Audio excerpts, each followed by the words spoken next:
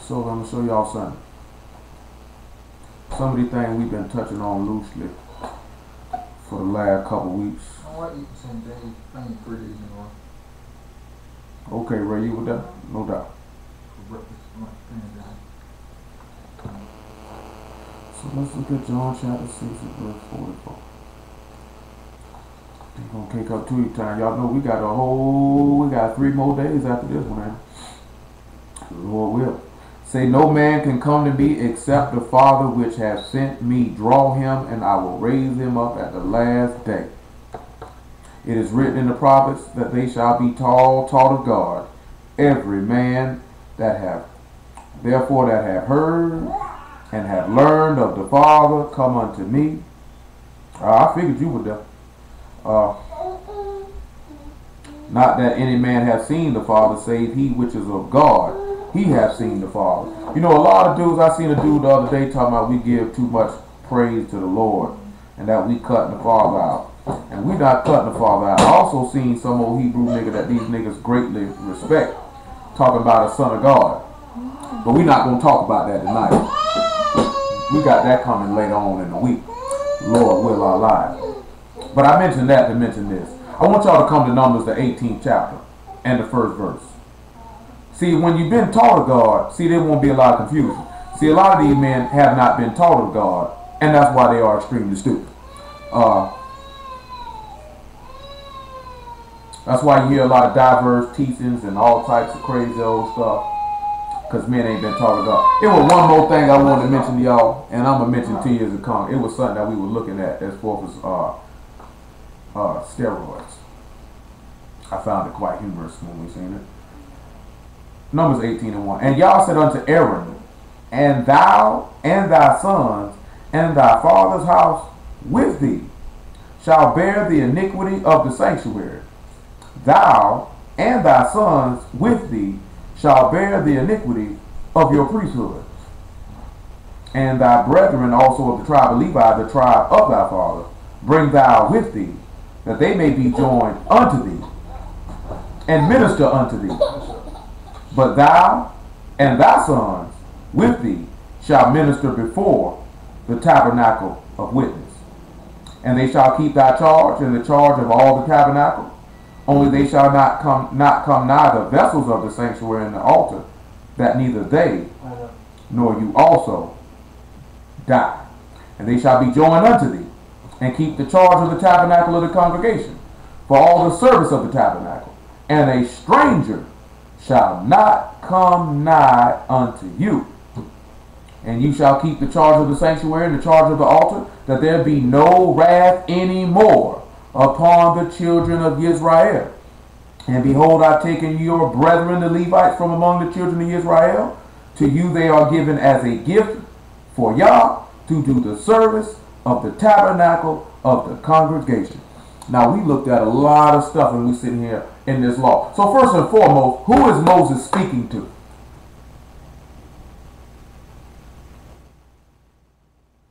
Who is Moses speaking to? So he's speaking to the high priest and his sons. This is who he's speaking to. Let's look at Hebrews chapter 7 about that. This is who he's speaking to. It's important for y'all to know this. This is who he is speaking to. So what he's speaking to ain't got nothing to do with all the tribes. This got specifically to do just with Aaron and his sons for the office of the high priesthood. This is all he's talking about.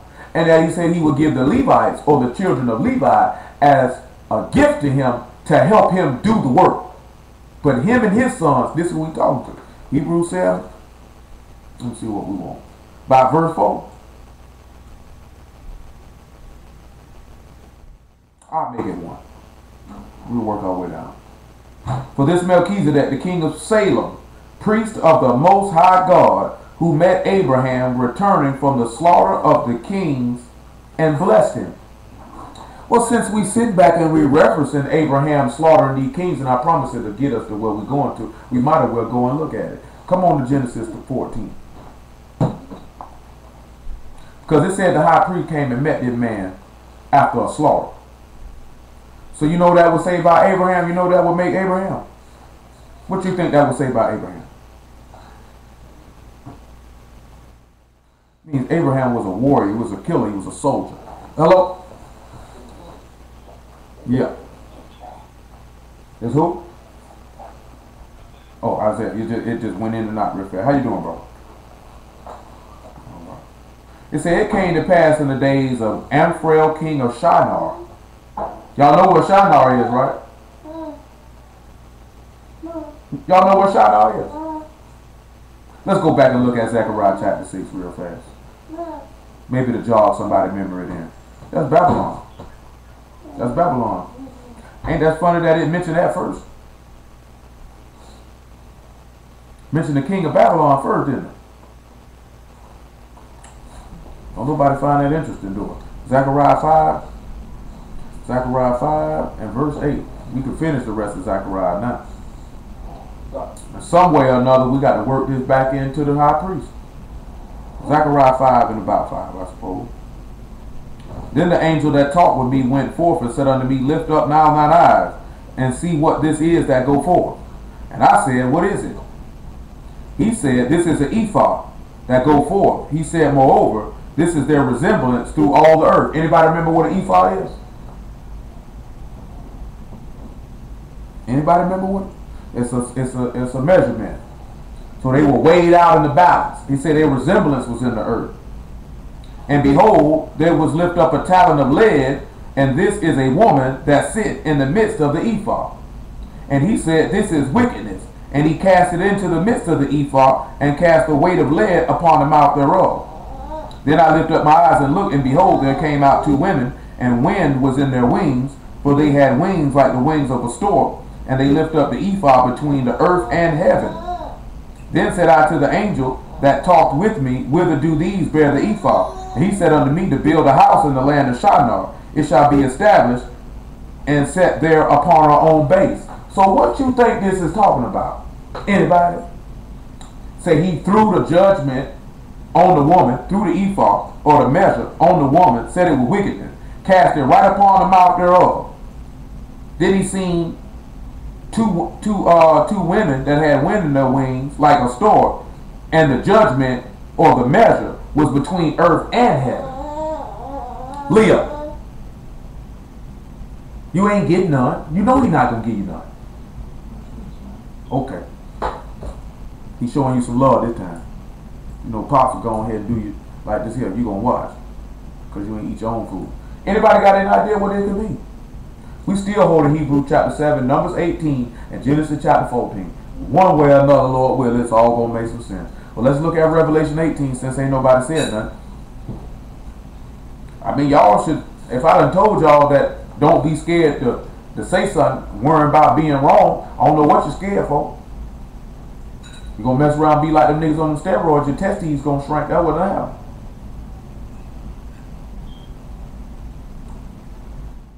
Me and my sister were watching a video about it, man. Say when a man take steroids, he get gynecomastia. Y'all know what that is? Gynecomastia is when a man grow titties. And then I know most people know that steroid make your penis shrink. Well, not your penis, but your testicles shrink, pardon me. And when a woman takes steroids, her breast shrink, she grow facial hair, and her clitoris gets longer. So basically, she go to hanging and swinging. She turn into a man. Seriously though. That's what it said. What happened when a woman takes steroids? Her titties shrink. She starts growing facial hair, and her clitoris gets longer. I think a lot of these women out here in this earth ain't on no steroids, but they acting like they on it. They acting like they hanging and swinging.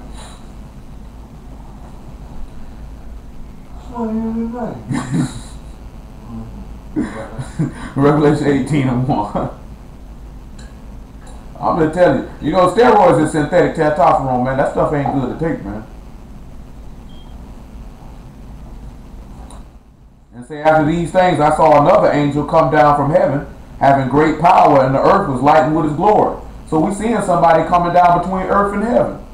He cried mightily with a strong voice, saying, Babylon the great is fallen, is become the habitation of devils, and the hold of every foul spirit, and the cage of every unclean and hateful bird. For all nations have drunk the wine of the wrath of her fornication, and the kings of the earth have committed fornication with her, and the merchants of the earth are waxed rich through the abundance of her delicacy. That would sound like to me that her resemblance is in the whole earth now, don't it?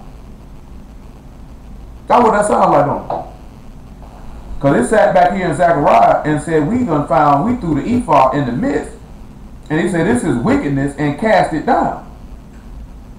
He cast it into the midst of the ephod. Let's see what else it says.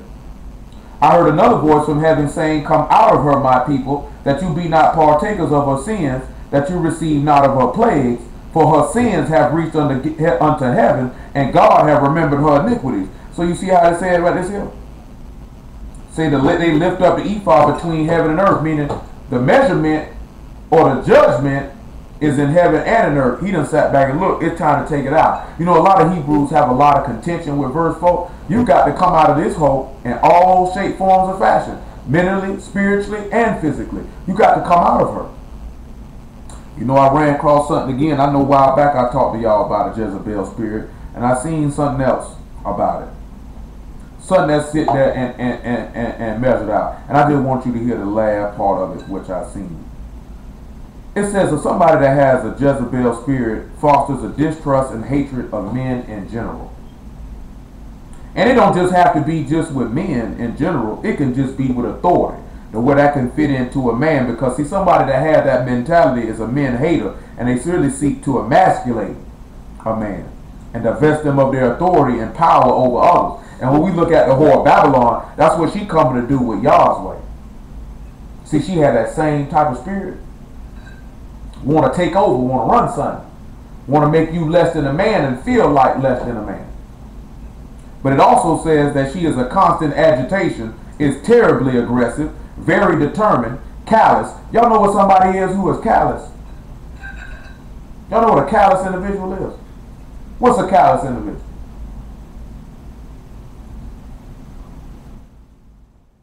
Really doesn't care about anyone other than themselves.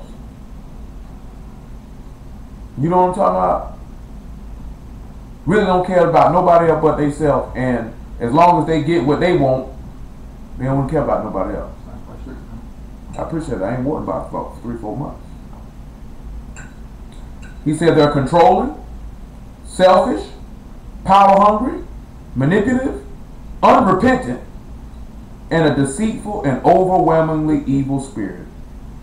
So you got to sit back and look at that man. I know, I'm telling you something. A lot of attributes and certain things, they really go hand in hand. And you have to be careful with that. Because basically that's the sign of a proud individual. And when we look at Babylon the Great, she possesses these things. We're going to see why she possesses these things as we keep reading. We in verse 5, for her sins have reached unto heaven, and God have remembered her iniquities. Reward her even as she rewarded you, and double unto her according to her works. And the cup which she had filled to her double. How she hath glorified herself and lived deliciously. So much torment and sorrow give her, for she saith in her heart, I sit a queen, and am in no widow, and shall see no sorrow. See, when we're gonna actually come back to Revelation 17, but when we sit back and we look at Babylon the Great, this great whore, she bewitched the world with her witchcraft, with her sorcery. We're actually gonna look at this in another place too. Which is her rebellion.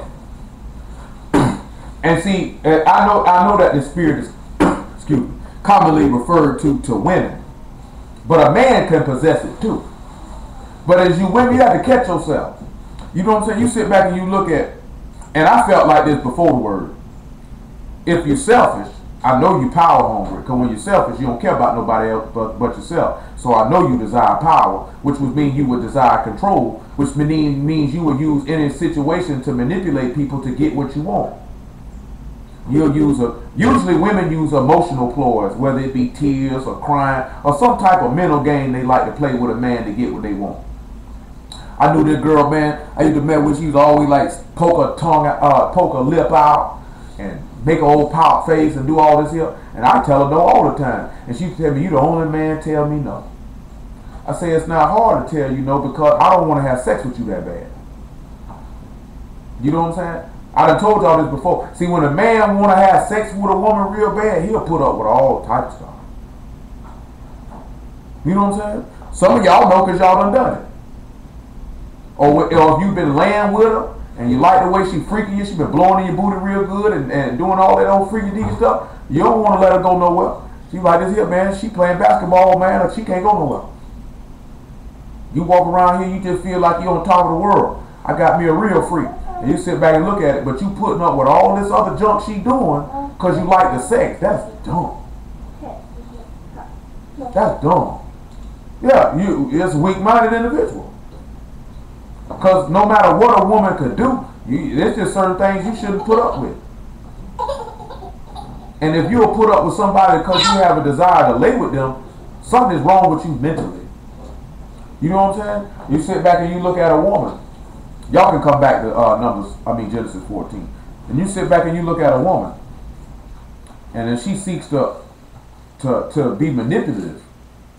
And you really got, I'll tell you something now. And I know I would like this. Boy, I'm going to tell you, any real man, he can't stand no selfish woman. A selfish woman is like utterly disgusting to a real man. That's despicable in his eyesight. You know what I'm saying? Because nigga always know that it wouldn't matter what the situation was, you gonna come. Man, you know the worst thing to see? These hoes be out here, hair done, clothes tight, children look like ragamuffins. You know what I'm saying? Or they sit back, go ahead. You know what I'm saying? Like, cause that's disgusting. You know what I'm saying? That's vile in a real man eyesight. Or they sit back, I done been around women who be like, they looking at, they gonna cop they sell something before they cop their kids something. You know what I'm talking about? And I done heard women have these conversations, niggas just sit back and listen to them like, shoot, I wouldn't care how fine you were. Nigga couldn't pay me to sleep with you. Cause if a nigga mess around and got you pregnant, I got to deal with this selfish hoe. Man, I knew a chick one time, man, called my homeboy, he had a baby from her. She said the baby need clothes. He said, nigga, I just bought some clothes. She said, they need to be washed. You raggedy hoe. Take your funky behind to the laundromat. You expect this man to go buy new clothes because your sorry stinking behind don't want to get up and go wash them? I done seen hoes be acting stink because the dude who they had the baby from came and bought stuff for the kids, ain't buy them nothing. This hoe thought she supposed to got something. For what? What you supposed to got something for? Nigga, I ain't married to you. I ain't with you. I ain't got to buy you nothing. I got my job. Man, you know the worst thing to see, man, see a woman who be jealous at her own children. I know I read the book, Karen Steffens. You know what I'm talking about? Y'all know about another thing. This woman say her mama was jealous of her.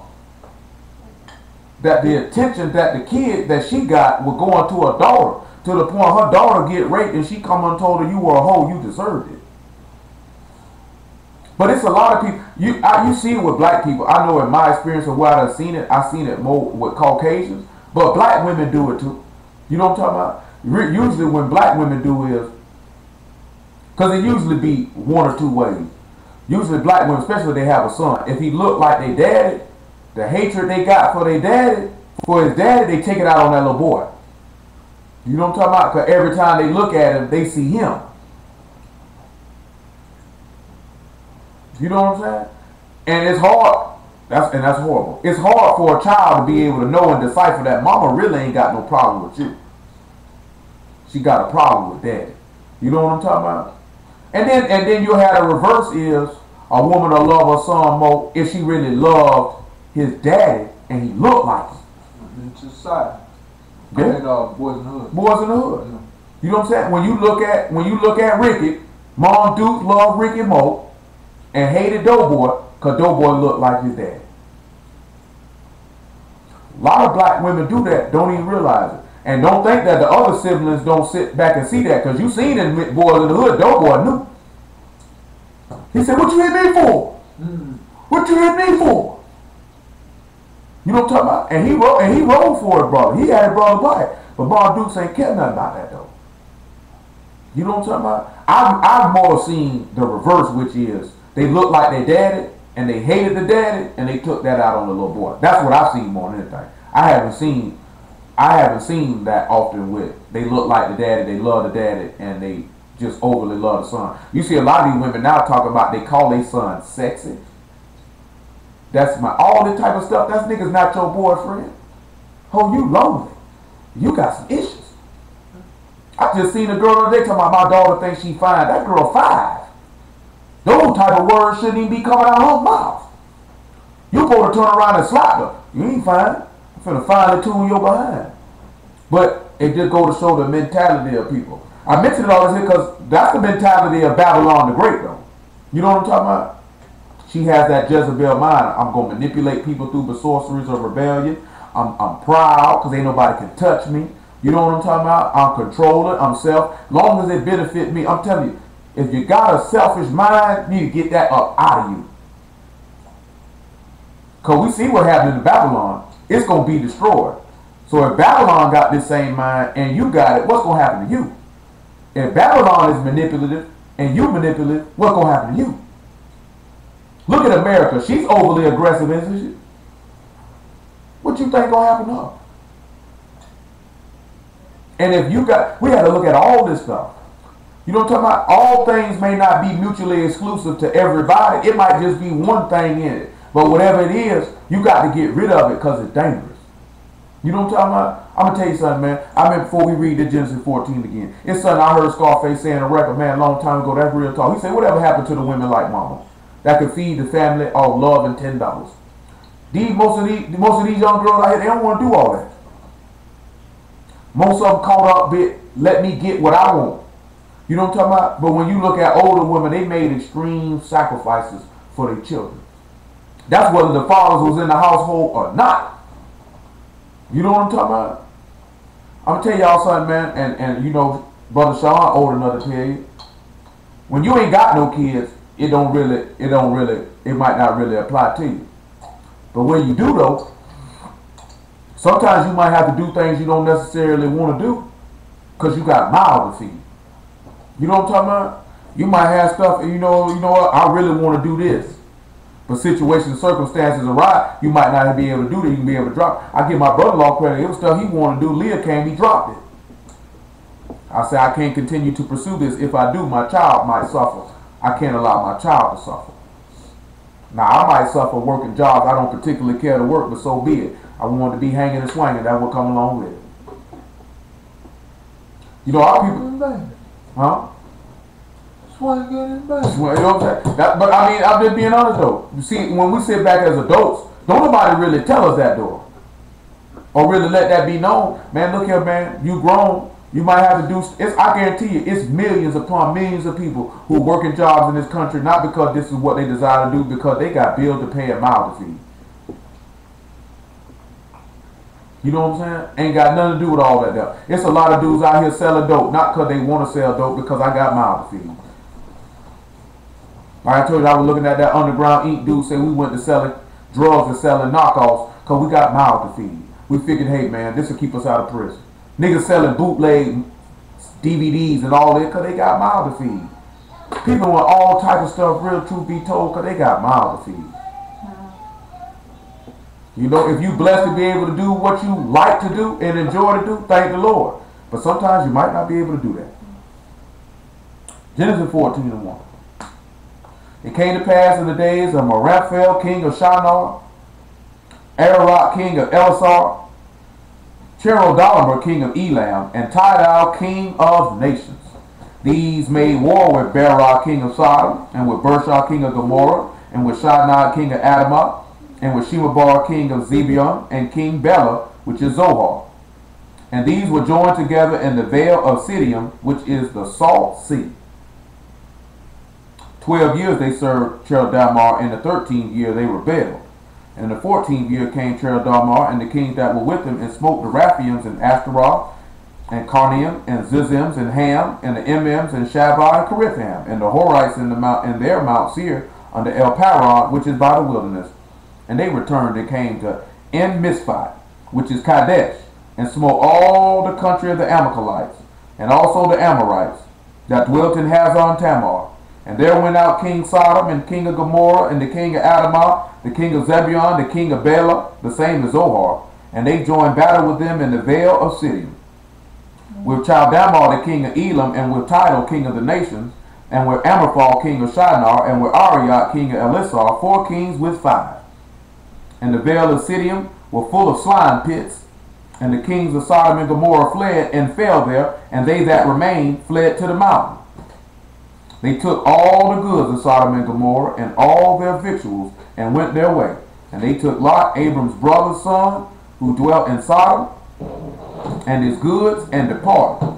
And there came one that had escaped, and told Abram the Hebrew, for he dwelt in the plain of Mamre, the Amorite, the brother of Eshau, and the brother of Anar, and these were confederate with Abram. And when Abram heard that his brother was taken captive, he armed his trained servants, born in his own house, 318, and pursued them unto Dan. And he divided himself against them, and he and his servants by night, and smote them, and pursued them unto Hobah, which is on the left hand of Damascus. And he brought back all the goods, and also brought again his brother Lot, and his goods, and the women also, and the people. And the king of Sodom went out to meet him after his return from the slaughter of Chedorlaomer, and of the kings that were with him at the valley of Sheba, which is in the king's dale. Now you notice how it said, I know we looked at a lot of stuff, there's only a couple things we zeroing in on. What y'all think that vale of Siddim would be pointing us to? What you think this could be pointing us to with Lot being taken captive, and the exalted father, which is Abram's name, or Abraham's name means, not Abram, comes down to deliver him from these people? What you think that we would get a similitude of what this could be talking about? Anybody got a general idea? Anybody? Well, let's look and see. Let's look at Joel chapter 3. You got all these men going to war, and they going to war, and they all in one place. Took somebody captive. He said, I'm going to come back around here, and I'm going to come, somebody had done escape, and told Abram of it. He said he went in, what is here? Okay, what's going on? Now I'm going to read that again. Listen to it. I want y'all to listen to it again now, what he said here. We in Joel 3 and 1, but we're going to read that, but just listen to it now. All these kings were joined together in the vale of Siddim, which is the salt sea. They were all gathered in this one place. And they went to battle, and when they went to battle, they captured all the people and took all their goods, all their substance, and took Lot captive. And when Abram heard it, he went and armed his trained servants born in his own house. And then they came at him by night and killed him.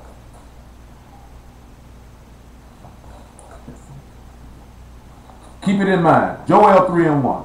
Behold, in those days and in that time, when I shall bring again the captivity of Judah and Jerusalem, I will also gather all nations and will bring them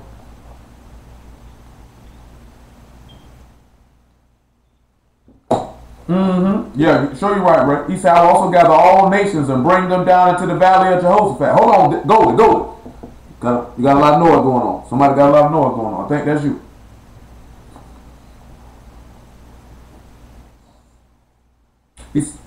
All right.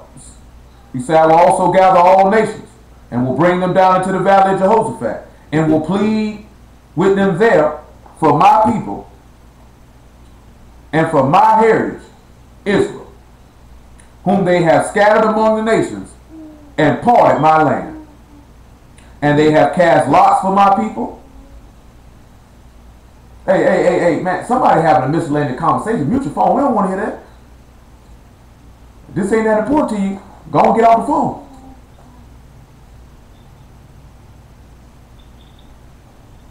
He said, I will also gather all nations and will bring them down into the valley of Jehoshaphat and will plead with them there for my people and for my heritage, whom they have scattered among the nations and parted my land.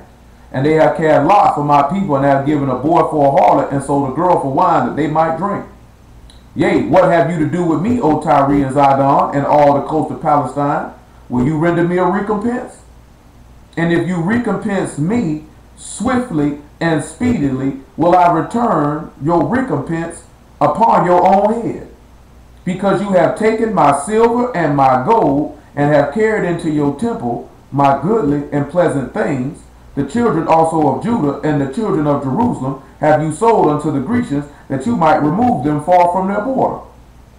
Behold, I will raise them out of the place whither you have sold them, and will return your recompense upon your own head. So now we sit back and look at something. What that sound like to you about them take? Then we just read how they took all their goods in Genesis.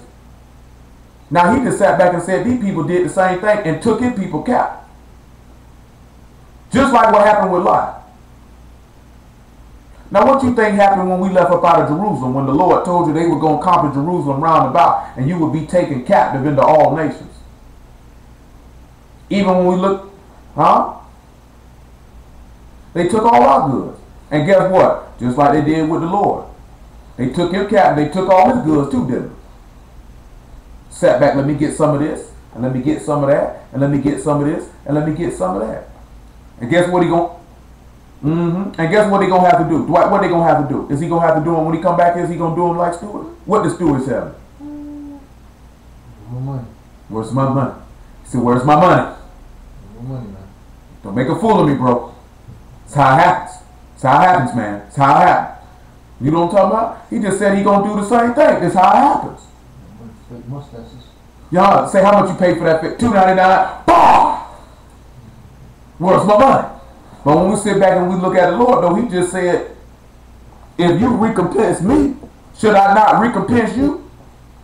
Now, we just sat back and looked at that last night for those that heard. They sat back and they killed the Lord. We looked at last night in that Deuteronomy 19. That if you know what you're doing and you kill this man, you're guilty of his blood. There's no hiding place for you. I got to come and get you. Since you recompense me with death, I got to turn around and recompense you with it. Now you just heard the man say it in Revelation, reward them as they done unto you, reward unto them double. Well, we looking at Abraham. They done did unto him. They took his son. They took his brother. They took his people. They took all his stuff. He said, let me come back and reward you niggas with it. Huh? Then he said all his armed servants born in his own house. And they came at nighttime. Zechariah 14.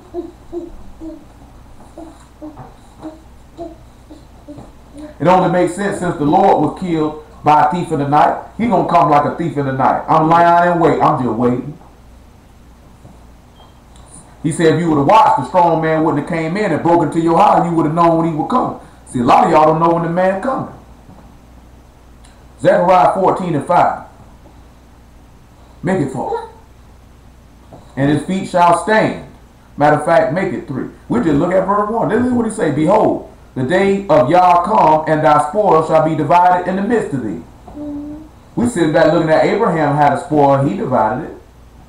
For I will gather all nations against Jerusalem to battle, and the city shall be taken, and the houses rifled, and the women rabid, and half of the city shall go forth into captivity, and the residue of the people shall not be cut off from the city. Then shall Yah go forth and fight against those nations, as when he fought in the day of battle. We sitting back looking at, right back in Genesis, he fought in the day of battle when the people were taken captive and all their goods were taken. Are we not looking at that right now? And his feet shall stand in that day upon the Mount of Olives, which is before Jerusalem on the east, and the Mount of Olives shall cleave in the midst thereof toward the east, toward the west, and there shall be a very great valley, and half of the mountain shall remove toward the north, and half of it toward the south, and ye shall flee to the valley of the mountains, for the valley of the mountains shall reach unto Azal. Yea, ye shall flee like as you fled from before the earthquake in the days of Uzziah king of Judah, and Yah my God shall come, and all the saints with thee. Say, I'm a hire armed, trained servants which were born in my house. Hold what you got and come over here and look at Psalms 149. I always liked Psalms 149. Somebody told me I shouldn't have liked Psalms 149. I really didn't care what they thought. Psalm 149 and 1.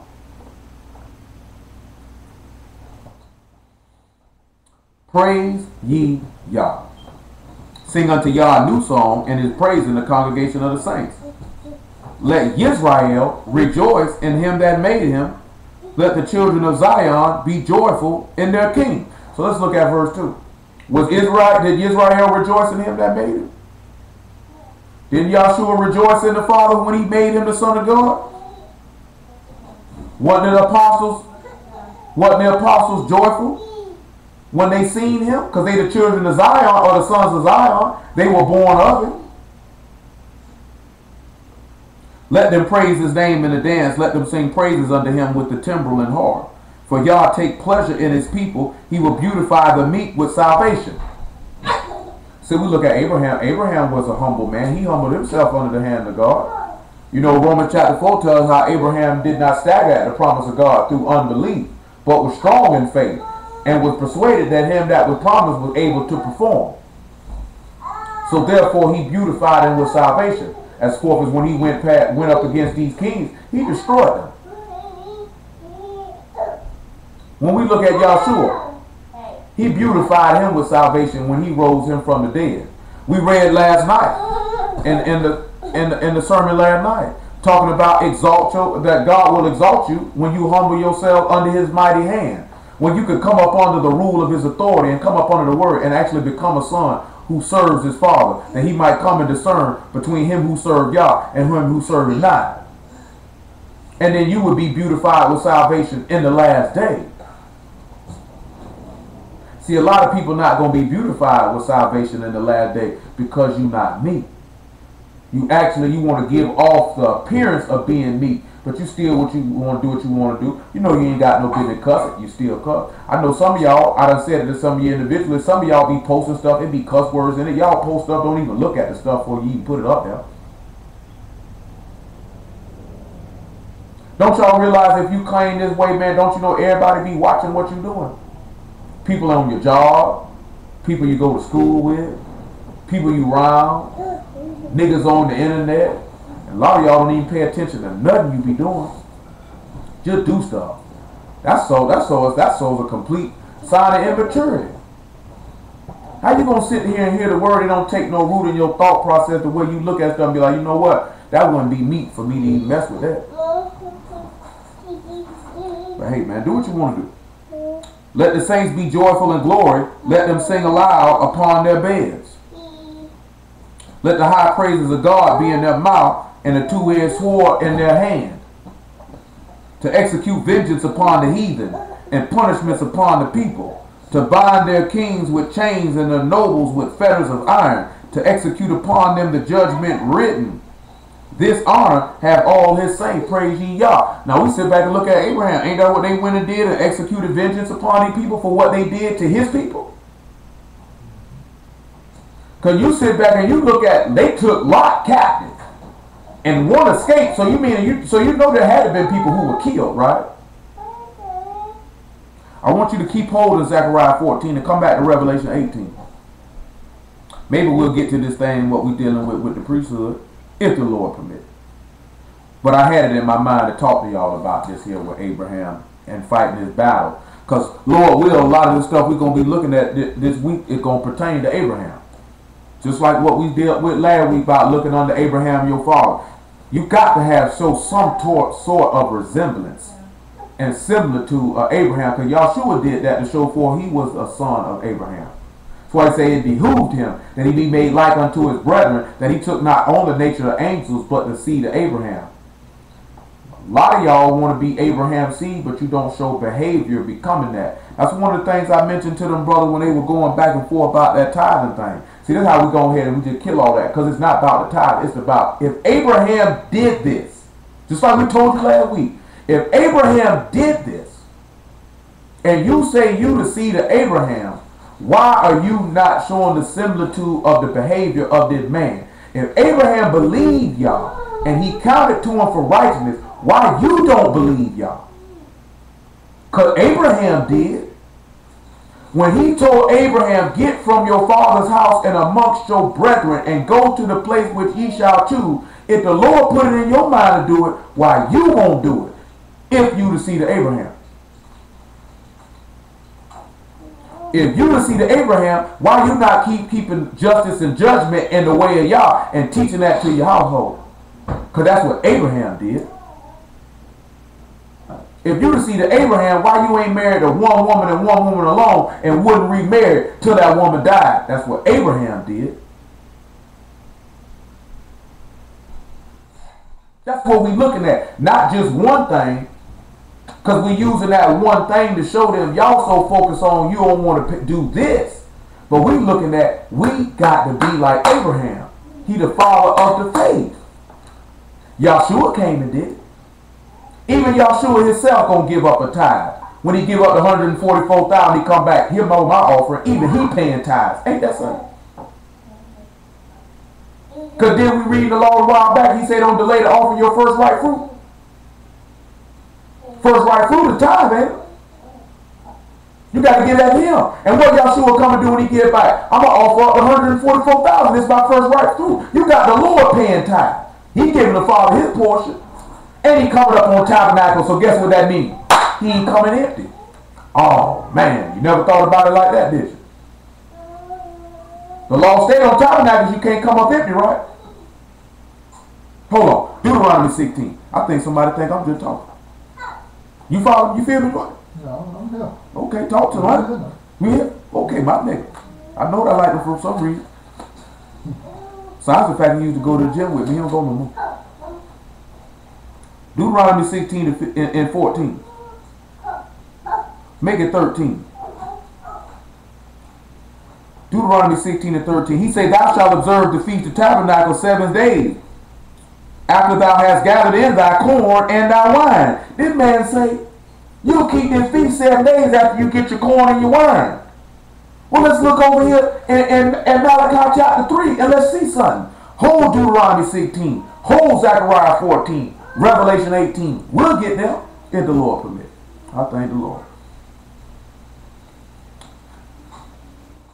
Malachi 3 first, then we go to Matthew 13. You know, I wasn't even sitting around really thinking real hard. I had looked at this Genesis 14 earlier about dealing into it. I wasn't even really, hadn't even been focused on what we're going to preach this evening because I had to deal with this old stinking phone. Thank the Lord I called Cricket before I rolled up at the Best Buy talking about buy another one. I slapped fire from myself on that one. Malachi 3 and 8. Will a man rob God? Yet you have robbed me. But ye say, wherein have we robbed thee? In tithes and offerings. Ye are cursed with the curse. You have robbed me, even the whole nation. Now this man just sat back and said, you robbed me, you cursed with a curse. Now we sit back and we look at it.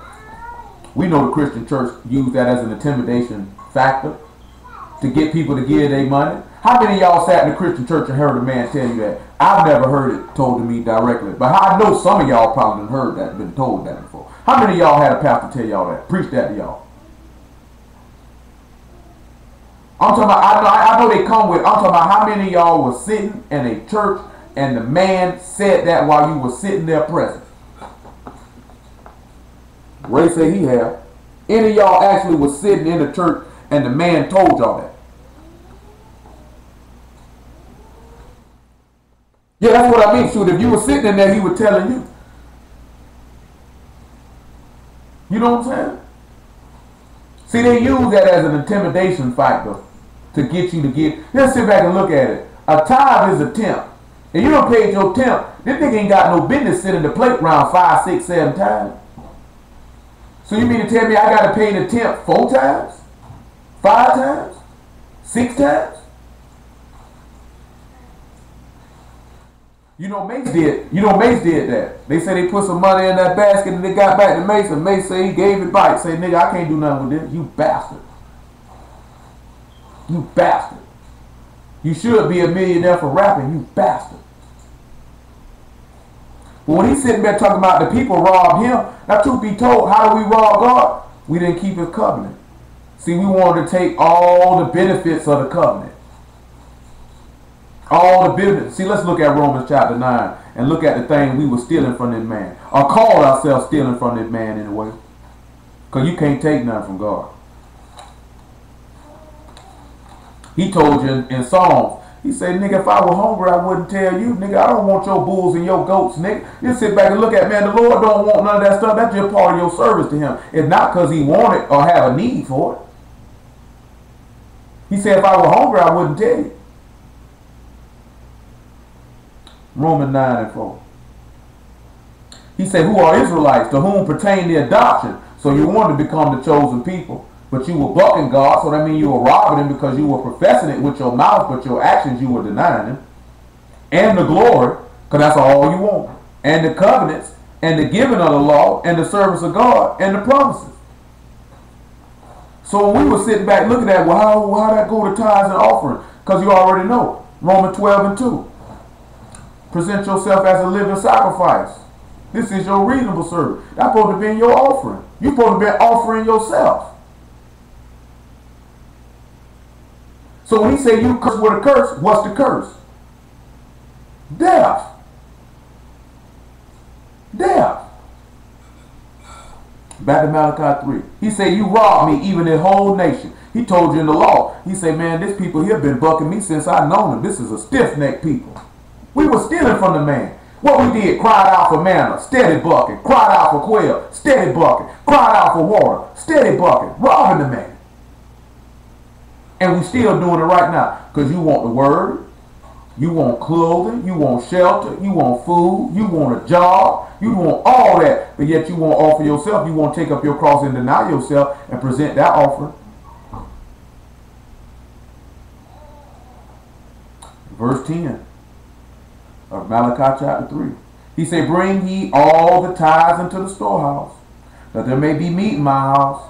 Listen what he say. Improve me now herewith, saith Yahweh hosts, if I will not open you the windows of heaven and pour out a blessing, that there shall not be room enough to receive it. And I will rebuke the devourer for your sakes, and he shall not destroy the fruits of your ground, neither shall your vine cast her fruit before the time in the field, saith Yahweh hosts. And all nations shall call you blessed, for you shall be a delightsome land, saith Yahweh. Your words have been stout against me, saith Yah. Yet ye say, what have we spoken so much against thee? Ye have said, it is vain to serve God, and what profit is it that we kept his ordinance, and that we have walked mournfully before Yahweh? These niggas tell you it's vain to get his man what's his. These niggas tell you it's vain. These niggas are literally having a debate about is the dietary law necessary. Why would you even want to, how long, I'd be an honest opinion, how long you think a debate like that would last? Is the dietary law necessary? Is the dietary law necessary? Honestly, they would drag it out for some months. For 3 hours. Yeah, you talk about it, nigga, it's done in 20 minutes. Shoot, you really stretching it with the 20, brother. I say about 5. Now, I ain't mad at the brother. If you give Cuz a chance to yeah. rebuttal. I ain't mad at the brother who showed it is because he got a job to do and that's what he do. But what I'm upset with is people who actually want to hear that. That's what bothers me. But see, I'm mentioning that for what? Because people think it's vain to abstain. People think it's vain to be coded. It's vain not to lie. It's vain not to steal. It's vain not to be selfish. It's vain not to be proud. It's vain not to tell lies. What profit I'm gonna get from that? You need to my man, I ain't paying no tithe. That don't profit you. It profits you because it's part of your salvation. Why I gotta obey my husband? It profits you because that's what's gonna save your soul. Why you gotta provide and protect for your wife? It profits you because you gotta save your soul. Like Paul told you. Be steadfast because your labor of the Lord is not in vain. The law told you that. This is not a vain thing for you. This is your life. You got people who talk like that. Some of y'all got family members who tell you this type of stuff. Some of y'all got co-workers. Some of y'all live with people who act like that. Some of y'all married to some who act like that. Come on, Matthew 13. What we holding? Joel 3? What are we holding? Genesis 14. We ain't holding Genesis 14. We holding Zechariah. I know we hold Zechariah 14, Revelation 18, Deuteronomy 16. It come all the man. We ain't holding Genesis 14. We good now. Let's go to Matthew 13. It was that Deuteronomy 16 I was trying to remember. I thank the Lord bringing it back to mind. So let's come on around here to Matthew chapter 13. Because remember, we just looking at that. He's saying to bring these tithes into my storehouse. And we looked in the law. He said you keep this Feast of Tabernacles 7 days when you gather in your corn, when you gather in your wine. I think a corn would be a harvest or a crop. That there would be meat in the house, right? Matthew 13. Verse, what verse we want here? 24. Another parable put he forth unto them, saying, the kingdom of heaven is likened unto a man which sowed good seed in his field. But while men slept, his enemy came and sowed tares among the wheat and went away. But when the blade was sprung up and brought forth fruit, then appeared the tares also. So the servants of the householder came and said unto him, Sir, did thou not sow good seed in thy field? From whence hath it tares? He said unto them, an enemy hath done this. The servant said unto him, wilt thou then that we go and gather them up? But he said, Nay, lest while you gather up the tares, you root up also the wheat with them. Let both grow together until the harvest. So when we hear until the harvest, what time is that? In gathering tabernacles. And in the time of the harvest, I will say to the reapers, gather ye together first the tares and bind them in bundles to burn them, but gather the wheat into my barn. So when he's sitting here telling you to bring meat into the storehouse, he talking about y'all. But you robbing the man because you won't offer yourself to him. You won't present yourself as a living sacrifice. We will sleep on? You won't take up your cross and bear it. Come here, Stankus. Not. Come here, Lil. Well, stand there and look crazy then. Come on now. Not, Lil. Y'all understand that? Truth be told, on the natural level, they talk about tithes. Not David. When he telling you that he will pour out a blessing from heaven to water the ground, that's the Ruach HaKodesh to water the people. Because in this very same parable, he compared the people to good ground. He compared the people to soil, don't he?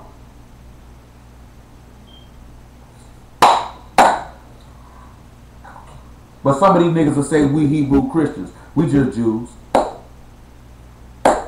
We just Jews. Jews seek for a sign and seek understanding. We ain't sitting back looking at, I ain't paying no tithe. Ain't no man gonna teach my wife. So you want your wife. That's why I tell each and every one of you women that are single, y'all mess around messing with these stupid retarded niggas if you want to. You got to submit to that man. Ain't no telling him he wrong. Ain't no telling him he's teaching off. Ain't no telling him he's sinning. You got to sit there and wear that and wait for the Lord to straighten him. And some of y'all be peeking and geeking all in anybody's face, skinning and grinning. And guess what? When you get you old stupid nigga, don't come crying and complaining to me about the nigga dumb. You chosen. Now you deal with it. I'm telling you, if I sit back and you bring a nigga before me and I tell you, man, that nigga stupid, and you still want to marry anyway, I hope to God the Lord tell me you go ahead and marry that nigga so both them idiots can go to hell together. Because I promise to you, if I tell you you should marry somebody, you better believe I'm not speaking that because that's my opinion, or that's just how I feel, or I just don't want to see you with that person. The man who I work for putting it in my mind, plus the things that I can see from observation, that's not going to work well. And if you still want to try to push it and you still want to try to do it, I hope to God he tell me marry you so y'all can go to hell together. Because some of you niggas settle. Some of you niggas are settled. You'll just get with somebody just to be with somebody. Not going to get with somebody because that's what's best for you. You just want a body. And I hope you want your body in hell for being dumb. I'm telling you now, all you women that single, y'all mess around and keep playing. Keep on playing, putting your face in any one of these niggas' faces. Especially running up on them. I done told y'all about talking to them niggas who got Hebrew name anyway. You already know they stupid. Because y'all been, yeah. Oh man, guess what? I already know. If you pick a weak man because you want to rule it. Hold on, y'all. What's happening with you, bro? Oh, we going through the word right now. If you want to listen. I'm telling y'all this now. If you pick an old weak-willed man, you picking him because you want to dominate him, you want to rule him. You know he gonna let you do what you want to do, and that's why you want it. That's why you want it. Why else would you want a weak man? What other reason would a woman want a weak man when every last one of you women know that if you don't, once a man lose your respect, he can't never get it back. You ain't never gonna respect him. You gonna treat him any kind of way. So why else would you want it? Because he let you do what you want to do. That's why I was telling y'all earlier with my homegirl. She was like, you the only nigga ever told me no. Because I'm not them other niggas. You can do them niggas like that. That's why you respect me. That's why you got love for me. That's one thing. Now I'm going to ask any of you women on here. Any one of you women can speak right now. How many of y'all can sit back and say, I was in your inbox trying to teach you some scripture? Don't speak. Well, how many of y'all, how many of you women, how many of y'all I did that too, trying to like, here, check this out, sis, you want to study? Or any of that stuff. For what? For what? Now, some of y'all been coming up because some of you women who would have not because you were referred to others. You know what I'm saying? And you might have asked me something. I didn't tell you to call me. I talked to you. But I got old lady. And if I did, it still wouldn't matter. I still wouldn't do it. I ain't hard up for loving. I definitely ain't trying to just fish around here looking, let me see what I can reel in. You know what I'm saying? There's a lot of these dudes, boy, they'll lay with anything. Not to say that any of you sisters are anything, but they don't even know y'all. They don't even try to take it, and they figure if you got this here, they trying to come at you because they figure that's what you looking for. So let me come at the angle of what she looking for. Y'all, I'm telling y'all, y'all keep on being stupid. You keep on being stupid, and if you keep on being stupid, I hope that God give you a man that's 3 times as dumb as you. I mean that too. I ain't just saying that. I hope that God he give you a nigga 3 times dumb as you so y'all can be stupid and held together. I really do. Don't make no sense sitting around and be stupid. Once you see a man don't hit the standard of what you looking for, why would you mess with it? And I'm telling y'all, keep messing with them niggas with them Hebrew names if you want. You keep on. You just keep on. I hope you like what you get. Verse 37.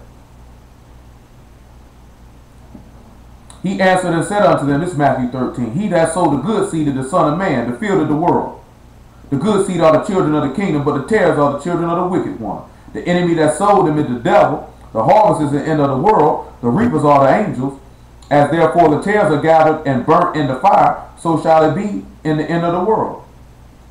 The Son of Man shall send forth his angels, they shall gather out of his kingdom all that things that offend, and them which do iniquity, and shall cast them into the furnace of fire. There shall be wailing and gnashing of teeth. Then shall the righteous shine forth as the sun in the kingdom of their Father. He who have ears to hear, let him hear. He's sitting here telling you the righteous gonna sit back and they gonna be brought into the barn. Ain't that what he telling you? Back to Deuteronomy 16. Not real OT. A lot of niggas hard up for love. That's why they settle for anybody. You hard up for love and you'll put up with anything. It ain't just got to be physical either. Just want some companionship. Just the thought that somebody like me or somebody love me, you'll put up with anything. Well, I ain't putting up with it. I'll be alone before I put up with nonsense. I ain't with it. You ain't what I want. I ain't going to play with you. I ain't going to string you along. I'm going to calmly give you your dismissal papers and send you on your way. Ain't no sense to that there. I'll tell y'all something too. If y'all in a nigga face and you know you don't want it, or you in a woman face and you know you, go tell the people that. Don't be around there playing with people. If you know it's not going to get the way you want it to be, or this person ain't what you want, don't be sitting there trying to hope it's going to get there. Just go and leave it alone. Only reason you're still fooling with it because you're either a attention whore or you're hard up for loving. I'm tell you something too. That's another thing real disrespectful. A woman always up in niggas' faces, that show 5 sides of hoe right there.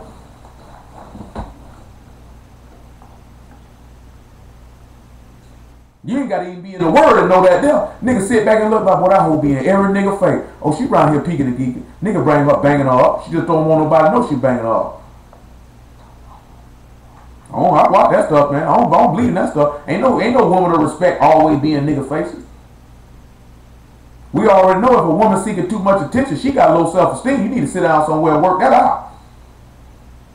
You got some issues. You need to sit down and work that out, see what's really at the root of that, and correct that. Ain't no woman got no bit. Go ahead. Oh yeah, I know plenty of them. I ain't gonna call nobody name. I know a lot of niggas around here got big old fat vaginas bleed once a month. You'd have swore they was a man. Mess around, walk in the bathroom, be like, is that nigga? This nigga sitting down peeing.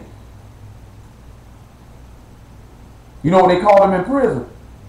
Call him an F-boy. You use your imagination. Verse 14 of Deuteronomy 16. He say, thou shalt rejoice in thy feast, thou and thy son, and thy daughter, and thy manservant, and thy maidservant, and the Levite, the stranger, the fatherless, the widow that are within thy gates. 7 days shalt thou keep a solemn feast unto Yahweh thy God in the place which Yah shall choose, because Yahweh thy God shall bless thee in all thy increase, and in all the work of thy hands. Therefore thou shalt rejoice. 3 times in a year shall all thy males appear before Yahweh thy God in the place where he shall choose. In the feast of unleavened bread, and in the feast of weeks, and in the feast of tabernacles, and they shall not appear before Yah empty. Every man shall give as he is able, according to the blessing of Yah thy God, which he hath given thee. So now we sit back and look at something. He said these people would rejoice in this feast, and he would bless them in their increase because of the work of their hands, and they would rejoice, and they wouldn't come up empty. So let's look at Revelation 19. Because if I'm not mistaken, I believe we the work of Yahshua's hands. Ain't we the work of Yahshua's hands? And didn't he tell you, if you come out from among them and be ye separate and touch not the unclean thing, I will receive you and you will be my sons and my daughters? Ain't his maid servants and his manservants? Ain't that the Gentiles? Oh man. Revelation 19:7. Let us be glad and rejoice and give honor unto him.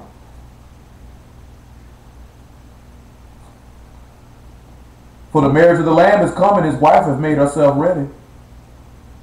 And to her was granted that she should be arrayed in fine linen, clean and white. For the fine linen is the righteousness of the saints. And he saith unto me, blessed are they which are called unto the marriage supper of the Lamb.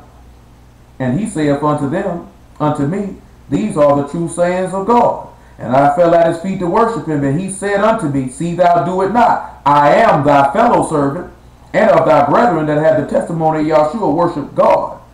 For the testimony of Yahshua is the spirit of prophecy. So it sounds like to me, after they done brought this stuff in, that they sitting back feasting, rejoicing. Are they not rejoicing? Are we not the work of Yahshua's hands? How will we be the work of his hands?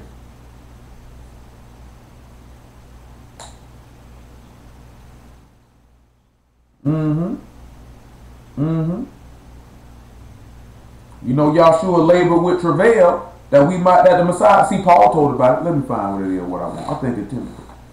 Let me see what it is. 1 Timothy. We good at Deuteronomy 16, but we still hold to Zechariah 14, Revelation 18, Joel chapter 3. It might be Ephesians. Yeah, it might be. That's what I want. Let me see.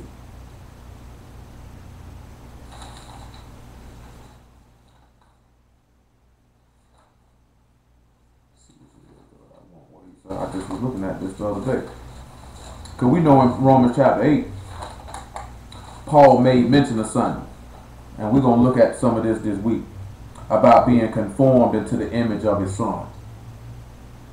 And what is that is when you get conformed to something, that means you will be transformed into it, right? See, Lord willing, we're going to look at being conformed into the image of his son. Dealing with taking on his sufferings. And we're going to look at men who were conformed into that image and how Yahshua, come on around here to Galatians 4:9 and about 15. And we're going to turn around and we're going to look at how we're going to have to follow in that same footsteps.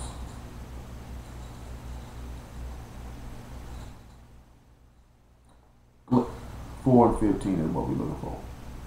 Where is then the blessedness you spake of? For I bear you record that if it had been possible, you would have plucked out your own eyes and had given them to me. Am I therefore become your enemy? Because I tell you the truth. You know, Yahshua told those people the same thing.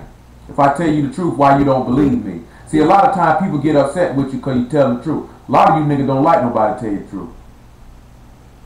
And that's the same thing why they want to kill Jeremiah and all the prophets. They became their enemy because he told them the truth. We don't have the time to look at all that right now. Maybe later. They zealously affect you, but not well. Yea, they will exclude you, that you might affect them. But it is good to be zealously affected always in a good thing, and not only when I'm present with you. See, you sit back and look at it. He said, people zealously or with passion, they affect you, but it's not well. You have a lot of people that come out and do stuff to you because they mean. And then they'll want to cut you off that it might affect you. And see, some of y'all get caught up in that because with their passion to do you wrong, to affect you, you fall off. You compromise. He said, but it's good to be zealously affected always in a good thing. He said, but it's good to be affected passionately by good stuff. He said, but not only when I'm present with you. See, some of y'all only want to do right if I'm in your presence. If I ain't in your presence, you'll be a whole nother way. Some of y'all know I ain't lying. Some of y'all know you'll act one way when I'm present. You be like, well, I'll be glad when that nigga leaves so I can be myself. I'm tired of pretending. Ain't just got to be in person. It be on the phone. Some of you niggas sitting looking dumb right now because you know you do it. You know what they call that? Whatever that was. Remember that? Lamar, you remember that play Nell got from the library that time? That church play that had the lady from what her name is, Steve Harvey show on her. What that black lady name? Her name escapes me right now. She on the game now. She's been on the game for some years. Well, I can tell that show been running for a long time. You know what I'm talking about? I can't remember her name. But in that play, stage, huh? No, it ain't. Last name ain't Robinson. It ain't Regina Hall. I know her. Yeah, Wendy Raquel Robinson. That's her name. Oh, okay. That's what you said. I couldn't tell. I thought you said. I thought you had said Holly Robinson Peterson. All I could hear you say was Robinson Pete. Killed my bad.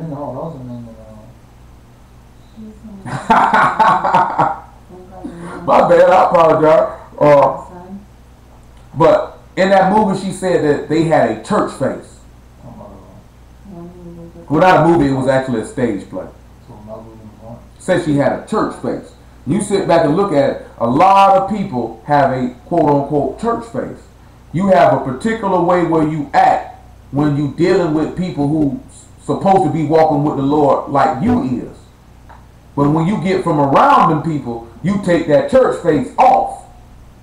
And now you just you. You know what I'm talking about?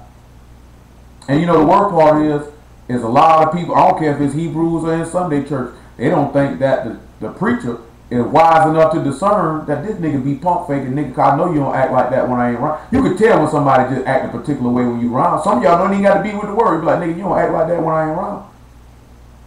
Or you with them and somebody else is around and they act in a particular way, and you be like, nigga, you don't never act like that. Or what's the name around? Most of you women done did that when there's a man around you like. Nigga say you don't act like that when he don't. Remember I told my mom one time, but with my old lady, she said, I don't think you like me because how you eat in front of me. Because I like to say, anybody who ever been around me eating, I'm going to smash mine. You know what I'm saying? And I always ate like this. I don't care who around. You know what I'm talking about? What you see is what you get. You know what I'm talking about? Yeah, you could put a plate in front of me and turn your head, and it could be gone. You know what I'm saying? I ain't telling you no lie. You could put a plate in front of me and turn your head to the left and turn right by it, and it be gone. And it's gone. I seen it too. I seen it too. I seen it too. Shoot, now you just seen it. You seen it plenty of times, and I don't care. Because I don't feel like the need of, if I'm finna date this person to be with, why act like I eat this particular way and I know I don't? So I'm going to go ahead and then take it or leave it. If you don't like it, you can go. If you can deal with it, cool.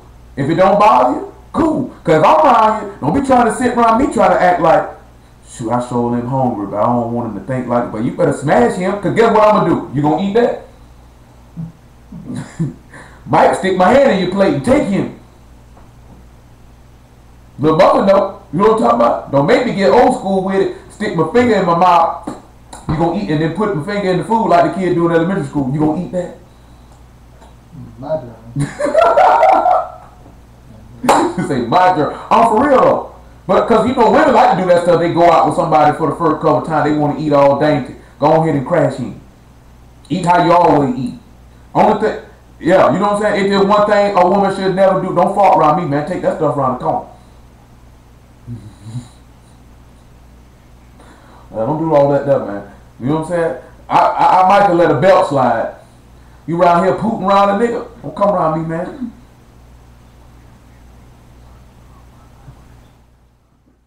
Man, look here, man. Man, we could be, man, me and T can be married, man. You better go in the bike room, man. Don't be sitting around me farting, man.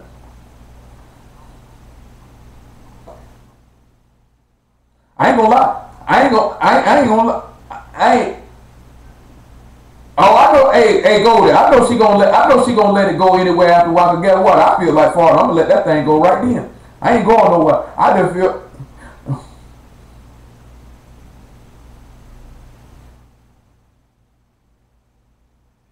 Oh, hey man, look here, man. See, trust me. I know. After they've been married about a couple good years, they feel like this here, man. I ain't trying to be cute around and go around. I'm finna fall right here, and I'm gonna climb too.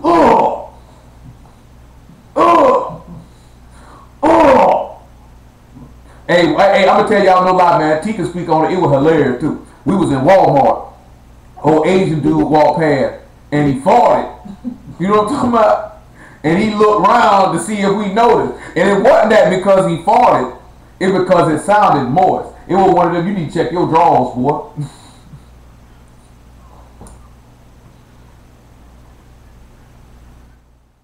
That was funny too, because y'all had to see his face, how he was scanning around, looking around if we seen it. You know what I'm talking about? Nigga, yeah, nigga, we heard you, nigga. All we heard was water. You know what I'm talking about? I'm sitting there looking to see if something gonna run down your pants leg, nigga. I'm gonna die laughing. Oh, doo-doo booty, nigga. You know what I'm talking about? I know he was, cause you know that Shane look. I wonder if anybody heard me. You know we heard you, nigga. That Asian, yeah, he lost something. Nigga say, boy, somebody been plugging you, boy. You got you loose around there. Get yourself together. Verse 18, though. He say, but it is good to be zealously affected always. But it's good to be zealously affected always in a good thing, and not only when I'm present with you, my little children, whom I travail in birth again, until the Messiah be formed in you. You know what I'm talking about? Because when you sit back and look at it, we sitting back to desiring to form this man in you. And then you would be the work of his hands. You know what I'm talking about? Fashioned and formed according to his good workings. You know what I'm saying? And he said he would sit back and rejoice, and he said don't come before him empty. And you know that he would already have offered up 144,000, right? So when he coming to his feet, he ain't coming empty. Even he coming to the feast and making the offering, because he gotta keep his own law. Back to Zechariah 14. I didn't have to mention this so you sit back and know it. So if the Lord paying his tenth and coming to the feast with something in his hand, how you not gonna do it? How you not gonna do it? That guess what that means? Nigga going to hell. Because that means we got Abraham tithing, you got the Lord himself doing it. Truth be told, the Lord was a tither himself when he rose from the dead, now wasn't it? Oh man. Oh man. That means somebody don't know what they're talking about. I mean, somebody don't know what I'm talking about. Somebody don't know what they're talking about. I'm for real. Ain't got the nerve to talk trash. Can't talk trash when you're stupid. Zechariah 14 and verse 5. Now you just already heard, going back to what Abram said about he had some trained servants who were hired in his own house. So you sat back and seen that, because if you caught that when we read that Revelation 19, that angel said, I'm your fellow servant and of your brethren. Who coming back to fight with him? Let's see who. And you shall flee to the valley of the mountains, for the valley of the mountains shall reach unto Azel. Yea, you shall flee like as you fled from before the earthquake in the day of Uzziah king of Judah. Yah my God shall come, and all the saints with thee. Don't Revelation 19 say he coming on a white horse, and all the angels coming with fine linen on, clean and white? So wouldn't that be trained servants in his own house that's coming to war with him? To that same valley of Jehoshaphat? Or in the Hebrew tongue called Armageddon, where he'll gather all the nations up? Oh, man. And it shall come to pass in that day that the light shall not be clear nor dark, but it shall be one day which shall be known to Yah, not day nor night, but it shall come to pass that at evening time,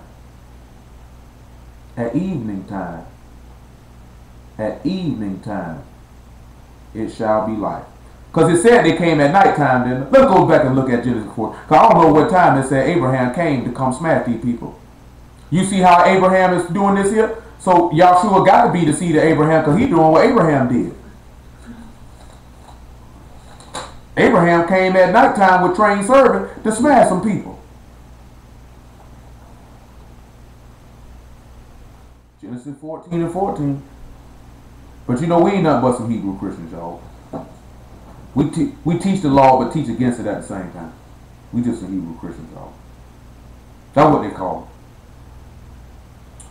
And when Abram heard that his brother was taken captive, he armed his trained servants, born in his own house, 318, and pursued them unto Dan. And he divided himself against them, he and his servants by night, and smote them, and pursued them unto Hobah, which is on the left hand of Damascus. Let's come on back to Revelation chapter 6. I think we good in Joel chapter 3. We might come back and look at it. We're going to look at Revelation 18 and 19 a little bit. And maybe we'll get back to this thing with these priests. Because the thing that we started out in Numbers 18, I promise we're going to complete it. We're really all this springing off this thing in Hebrews 7 because the Lord had already put it on my mind about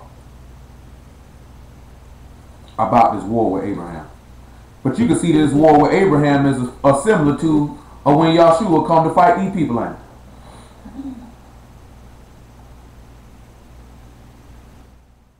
Revelation 6 and 12. I guess I'll tie all of it in a minute, I guess. Thank the Lord. And I beheld when he had opened the sixth seal, and lo, there was a great earthquake, and the sun became black as sackcloth of hair, and the moon became as blood, and the stars of heaven fell unto the earth, even as a fig tree crashed her untimely figs when she's taken of a mighty wind. And the heaven departed as a scroll when it rolled together, and every mountain and island moved out of their places. So that sounds like it's going dark, isn't it? And why Yahshua always kept telling you he would come back as? What he always said he was coming back as? A thief in the night. And when you sit back and you look at these people, these kings, Abraham pretty much came like a thief in the night because he came at nighttime and smashed them and took all their goods.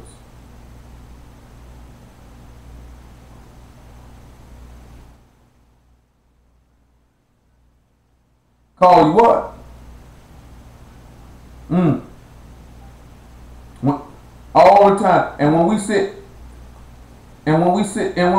back and we look at, let's look at 2 Peter 3 and 9. When we sit back and we look at it, every time we were delivered, we came out. When we came out of Egypt, what time did we come out?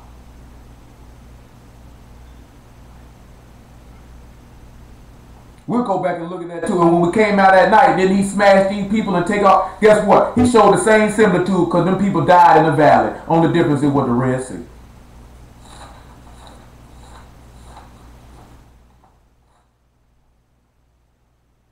Second Peter 3 and 9.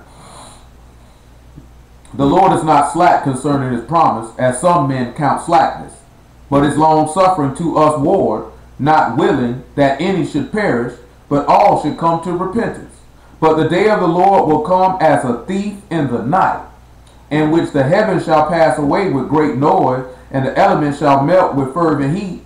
The earth also and the works that are therein shall be burnt up. Now he said he coming like a thief in the night. What did John chapter 12 say about Judas? He was a thief, right? And what time of day did he come to take the Lord? He came at night. Now let's look and see what the Lord went to do in Matthew chapter 26. Let's see what he told the disciple, what he went off on the disciple for. He was showing you a similitude. Yeah, a thief coming to get me in the night, but guess what? I'm coming by. I'm going to come back like a thief in the night too. He told you to do something. Let's see what he told the disciple to do. Matthew 26 and about verse 36. Then come Yahshua with him unto a place called Gethsemane, and said unto his disciples, Sit ye here while I go and pray yonder. And he took with him Peter and the two sons of Zebedee, and began to be sorrowful and very heavy. Then saith he unto them, My soul is exceedingly sorrowful, even unto death. Tarry ye here, and watch with me.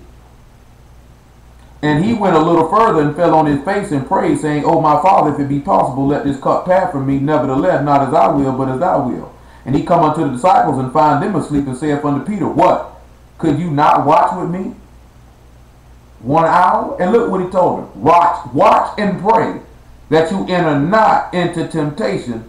The spirit indeed is willing, but the flesh is weak. See, so if you were always watching, you would be aware. Just like Paul told you in 1 Thessalonians 5, that means this day wouldn't creep up upon you, because you would be of the day, because you would be looking. See, come on back to Ephesians chapter 5. See, because I've been talking to y'all about it, how the Hebrew niggas love to scream. See, we awaken. Nigga, you still sleep. You sleepwalk. You know, Quab just put the picture up earlier the day. Nigga say you just a zombie. I seen Hebrew nigga talking about this. Why would a Hebrew man want to watch Walking Dead? Like, why would you want to watch that? You a Jew watching zombies when zombies is mocking the resurrection of the dead. These are what these people trying to tell you. That's what you're going to look like when you come out the grave. Why would you watch that? 5 and 10. Make it 7. Matter of fact, make it 3. I'm for real. Y'all do know that they showing you, they know there's a resurrection of the dead. And they try to show you coming out as a grotesque creature that want to eat flesh. And they try to get that from, because Yahshua told you to eat his flesh and drink his blood. And what these zombies want. And you want to sit there and watch that. They mocking. You done seen some of these niggas talking about y'all waiting on a dead zombie. Call a man a cannibal. Every time you seen any movie with a zombie in it, that's all they want, with blood and flesh, didn't it? But a Hebrew nigga talking about he awake, but he watching that garbage. Hope you go to hell for being an idiot.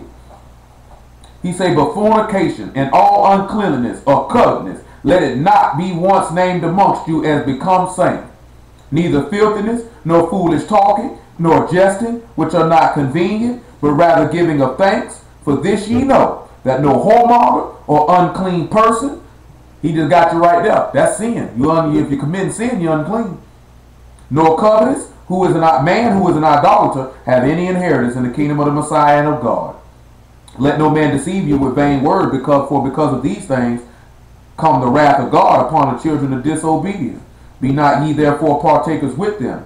For ye were sometimes darkness, but you are now light in the Lord. Walk as children of light. Now, how are you around here talking about you? If you in light, that means you will be watching. You would be aware. Things wouldn't catch you. Wouldn't get caught slipping. Y'all remember that song? Don't get caught slipping. Who remember that song?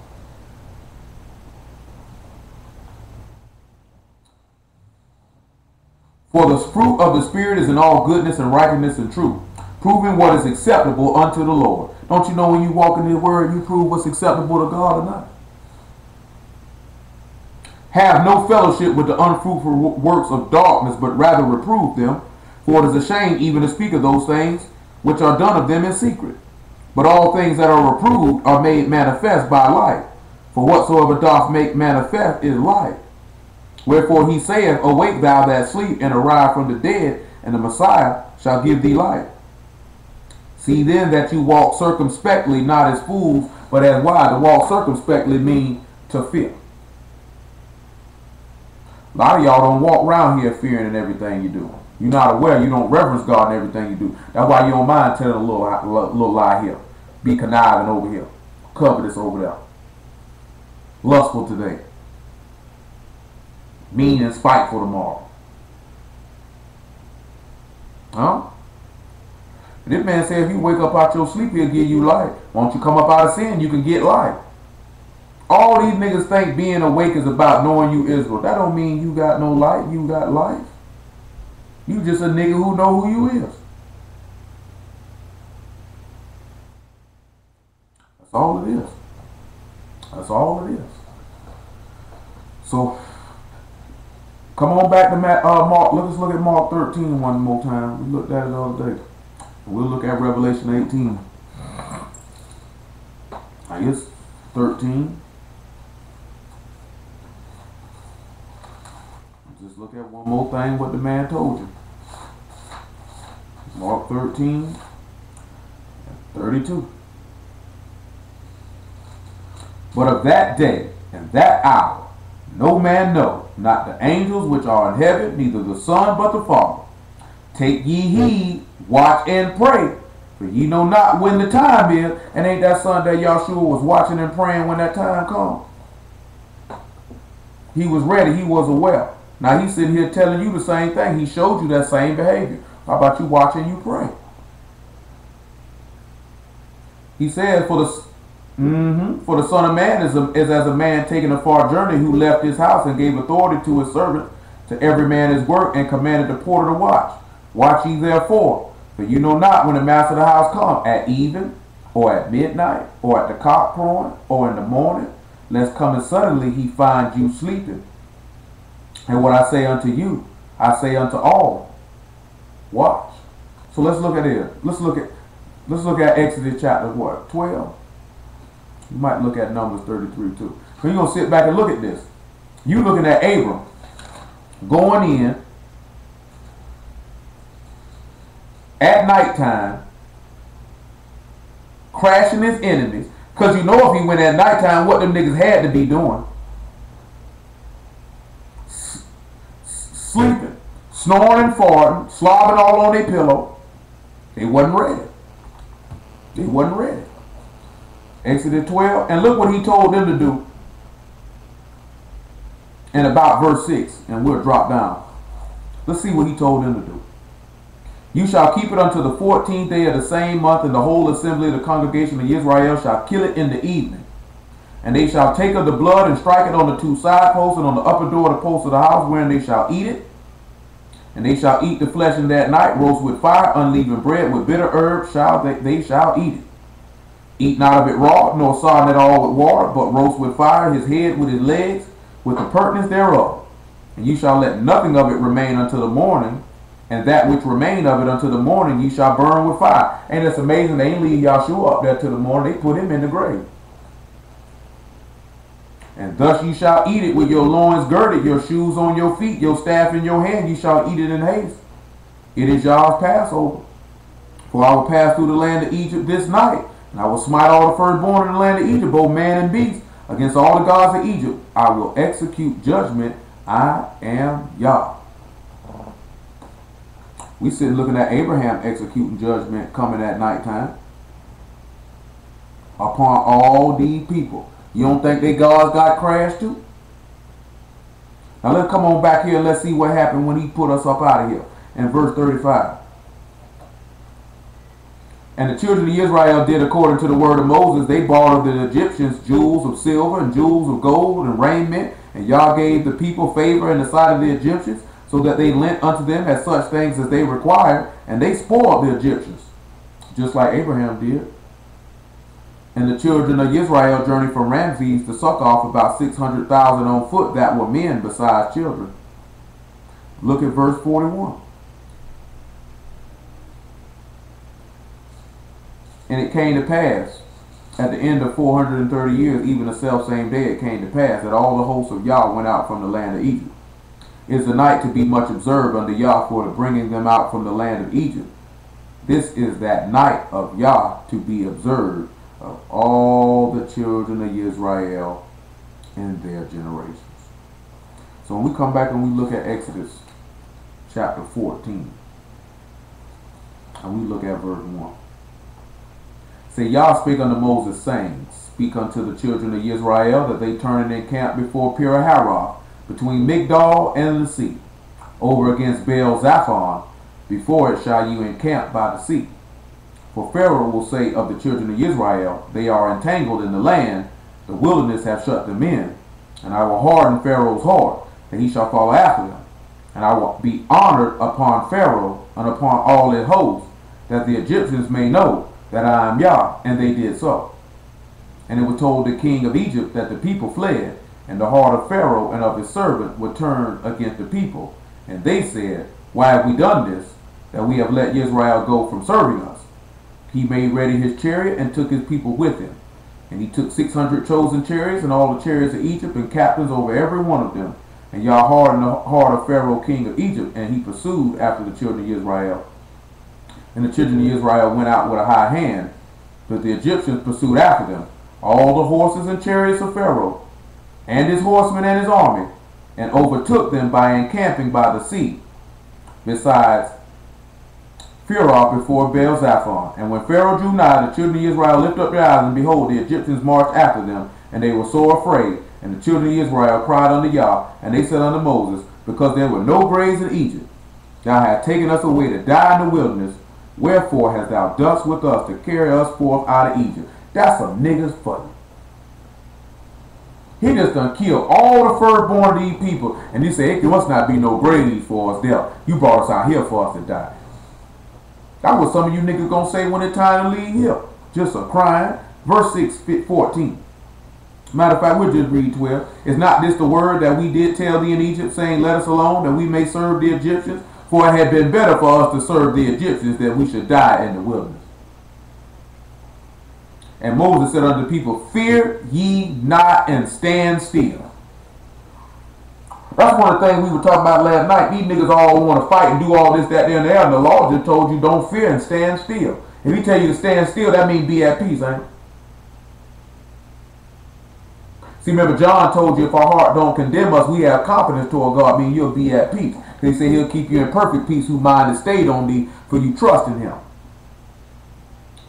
Fear ye not, and stand still, and see the salvation of Yah, which he shall show you today. For the Egyptians who you have seen today, you shall see them again no more forever. Yah shall fight for you, and ye shall hold your peace. And Yah said unto Moses, wherefore cry thou unto me, speak unto the children of Israel, that they go forward. He told Moses, don't you bring that stuff to me, I don't want to hear it. Tell them niggas to move. But lift up thy rod. Wow. And stretch out thy hand over the sea, and divide it, and the children of Israel shall go on dry ground through the midst of the sea. And behold, I will harden the hearts of the Egyptians, they shall follow them. I will get my honor upon Pharaoh, and upon all his hosts, and upon his chariots, and upon his horsemen, and the Egyptians shall know that I am Yah, when I have gotten me honor upon Pharaoh, upon his chariots, and upon his horsemen. And the angel of God, which went before the camp of Israel, removed, and went behind them, and the pillar of cloud went before their face, and stood behind them. And it came between the camp of the Egyptians and the camp of Israel. It was a cloud and darkness to them, but it gave light by night. Wow! This is what he said now. It gave light by night to these, so that the one came not near the other all the night. So how will we tie this back into the Messiah? This is the day of our salvation. We coming up out of these people's hands. We done got all they stuff. And now he say the pillar which was in front of them is now behind them, and it's blinding the people who coming to kill him, but the people who are in front got light. We already heard what Zechariah said, in evening time it shall be light. So do you think the people that are of God will have light at that time? It's light and darkness at the same time. Just like when Yahshua was on the tree. It was light and darkness at the same time. Look what else he say. And Moses stretched out his hand over the sea. And Yah caused the sea to go back by a strong east wind all that night, and made the sea dry land, and the waters were divided. The children of Israel went in the midst of the sea upon a dry ground, and the waters were a wall unto them on the right hand and on the left. And the Egyptians pursued and went in after them to the midst of the sea, even all of Pharaoh's horses, his chariots, and his horsemen. And it came to pass that in the morning watch, Yah looked upon the host of the Egyptians through the pillar of the fire and of the cloud, and troubled the host of the Egyptians. He took off their chariot wheels. And if you go look it up, our Egyptian chariot wheels at the bottom of the Red Sea, you will see that they know that they are there. They are encamped in coral, and they date back to this time period. These people don't like to tell you that that evidence exists. That they drave them heavily, so that the Egyptians said, let us flee from the face of Israel. For Yah fight for them against the Egyptians. And Yah said unto Moses, stretch out thy hand over the sea, and the waters came again upon the Egyptians, and upon their chariots, and upon their horsemen. And Moses stretched forth his hands over the sea returned to its strength. And when the morning it appeared, the Egyptians fled against it. Yah overthrew the Egyptians in the midst of the sea. And the waters returned and covered the chariots and the horsemen and all the host of Pharaoh that came into the sea after them. There remained not so much as one of them. So what that mean? He killed them all, didn't he? Now let's look at Revelation 19. Matter of fact, make it 17 first. Because we were talking about this old stinking hoe. I said I was going to touch Isaiah 47. Maybe I will. Maybe I won't.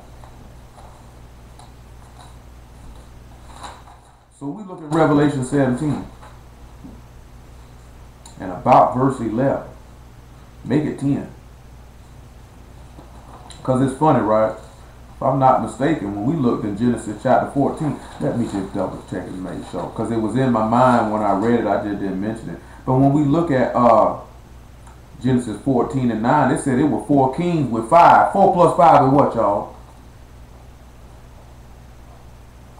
9. So let's look at something when we look at Revelation 17 and 10. And it says, there are 7 kings, 5 are fallen, 1 is, another is not yet come. And when he come, he must continue a space. And the beast that was and is not, even he is the 8th, and is of the 7, and go into perdition. The 10 horns which thou saw are 10 kings, which receive no kingdom as of yet, but receive power as kings 1 hour with the beast. These have one mind and shall give their power and strength unto the beast. Now we sit back and look at it. Then we read in Genesis 14 how all these kings gave all their power to Cheldamar. Well, let's go back and look and see. Because you got 9 kings over here, but then he talk about 10 over here, but you see in the same similitude. Let's just look and see, because it said Cheldamar was the head man. He was the one calling all the shots. Let's just look and see. Let's just make sure. So let's look at Genesis 14. And let's look at 1 again. It came to pass in the days of Aramphile king of Shinar, and Arioch king of Elasar, and Chedorlaomer king of Elam, and Tidal king of nations, that these made war with Berah king of Sodom, and Bershah king of Gomorrah, and Shadnab king of Adamah, and Shemebar king of Zebeon, and king Bela, which is Zorah. All these were joined together in the vale of Ziddim, which is the salt sea. 12 years they served Cheldamar, and in the 13th year they rebelled. And in the 14th year came Cheldamar and the kings that were with him. And they smote the Rephaims and Ashtaroth and Karnam and Zuzams and Ham and Emims and Shaval Kiramoth. So when you sit back and look at it, then Cheldamar would be representative of this beast that had rule, that all these other kings came and gave their power unto him, because he looked like he running the show, not on. No, y'all hear me? Did that make sense for y'all? Y'all hear me? I'll make sure now. Come on back to Revelation 17.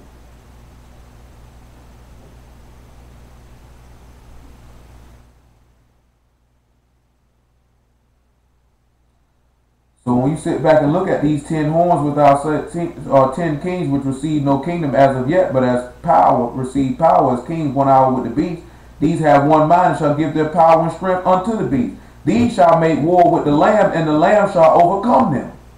For he is Lord of lords and King of kings, and they that are with him are called and chosen and faithful. And ain't that something that the men that were with Abraham were trained servants in his house?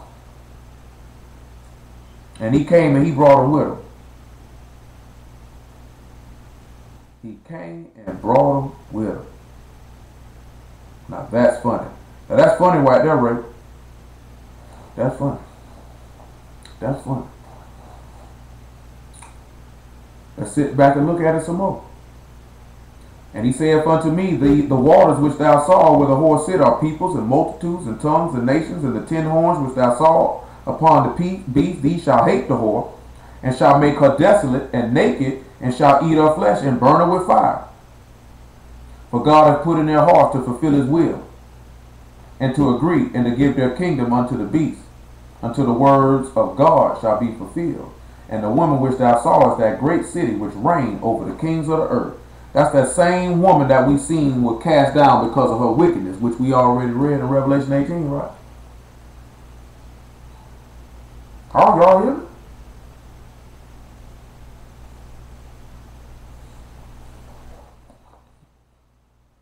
So now we sit back and let's look at Isaiah 47 since I mentioned.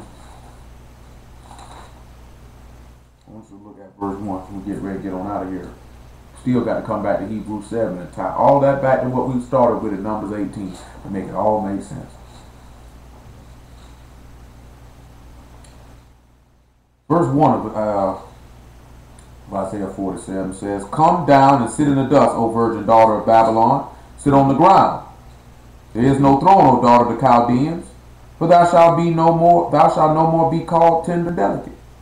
Take the millstones, grind the mill, uncover the locks, make bare the leg, uncover the thigh, pass over the rivers. Thy nakedness shall be uncovered, yea, thy shame shall be seen. I will take vengeance, I will not meet thee as a man. What y'all think that could mean?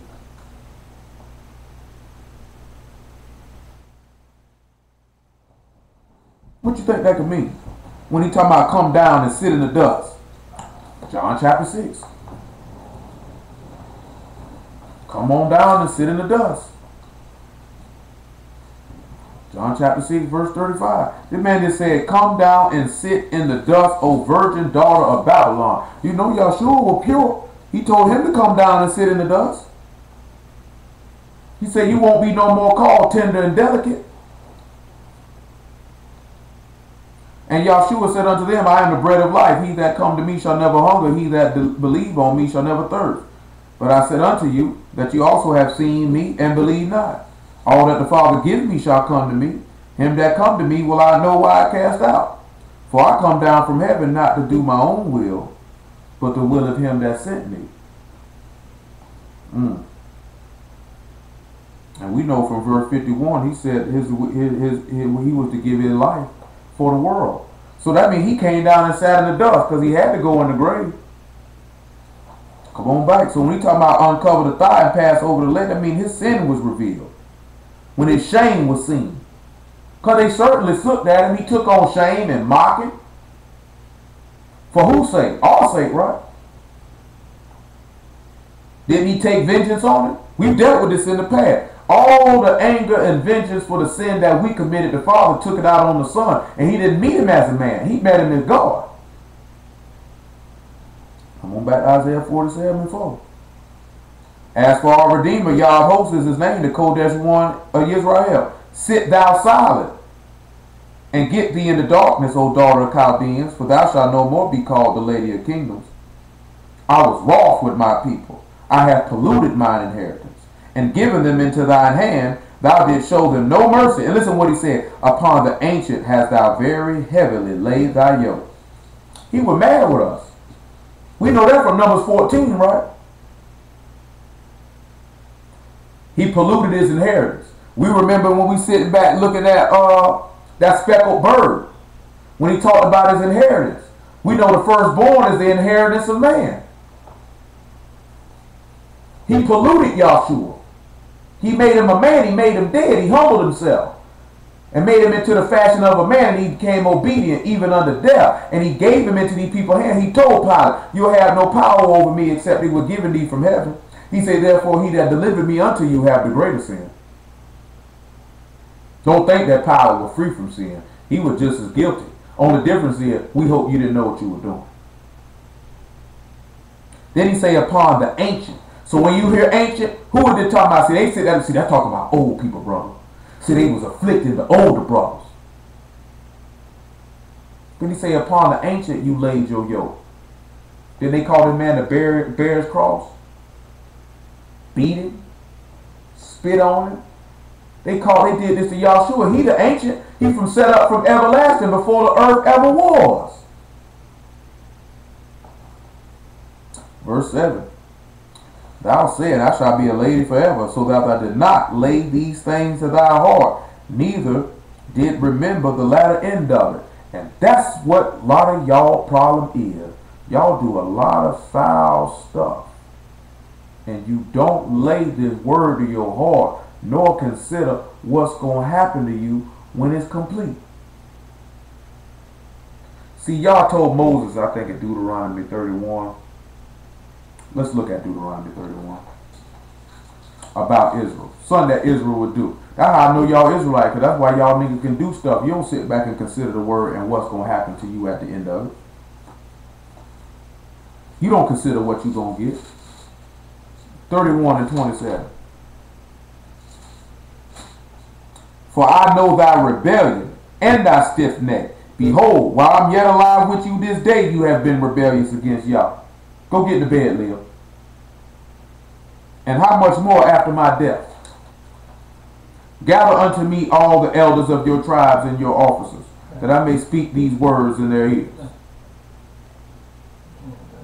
And call heaven and earth to record against them. For I know that after my death you will utterly corrupt yourselves, and turn aside from the way which I have commanded you. And evil will befall you in the latter days, because you will do evil in the sight of Yah to provoke him to anger through the work of your hand. That's why he was wroth with his inheritance, because he know what you were going to do.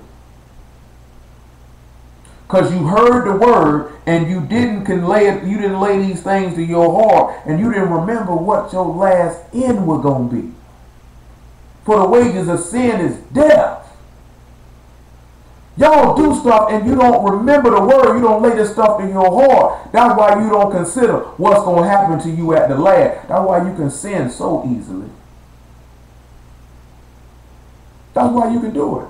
We're going to read that again in verse 7. Thou said, I shall be a lady forever, so that thou did not lay these things to thy heart, neither did remember the latter end of it.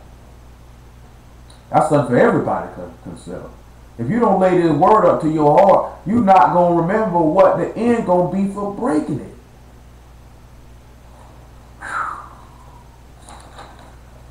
I want y'all to look at about verse 11. Make it 10. Actually, I need verse 9. But these two things shall come to thee in a moment, in one day, the loss of children and widowhood. They shall come upon thee in their perfection, for the multitude of thy sorceries, and for the great abundance of thy enchantments. For thou trusted in thy wickedness. Thou said, none see me. Thy wisdom and thy knowledge, it hath perverted thee. And thou said in thy heart, I am, and none else beside me. Therefore shall evil come upon thee. Thou shalt not know from whence it rise. Mischief shall fall upon thee, and thou shalt not be able to put it off. And desolation shall come upon thee suddenly, which thou shalt not know. Stand now with thy enchantments and with the multitude of thy sorceries, wherein thou hast labored from thy youth. If so be thou shalt be able to profit. If so be thou may prevail. Now you sit back and look at this. You can't, it's that sit here talking about Babylon. We're not going to get on a different level. We're just going to keep it on the natural level. These people trusted in their wickedness. Some of y'all trust in your wickedness and your sin as if God is going to overlook it. When he sat back and he looked at those kings, he didn't overlook their wickedness. He came and saw them for it. He even told Israel that I won't pass by your sin anymore. I surely will visit you. And because you feel like you getting knowledge and you getting wisdom of the word, it kind of perverts your brain, because you feel like I can continue to sin and do wickedly because I'm learning more. But your heart hadn't changed. You see how dangerous that is? You know how many people I done warned about that?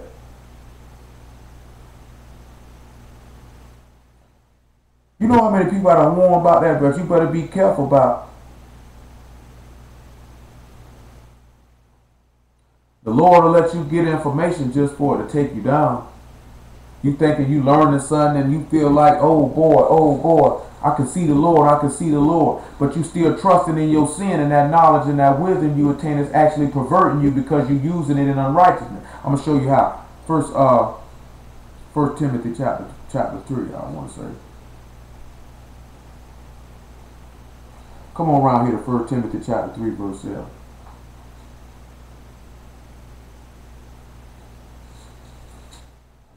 Make it one. I heard niggas falling off like flies. We almost to the end. Oh.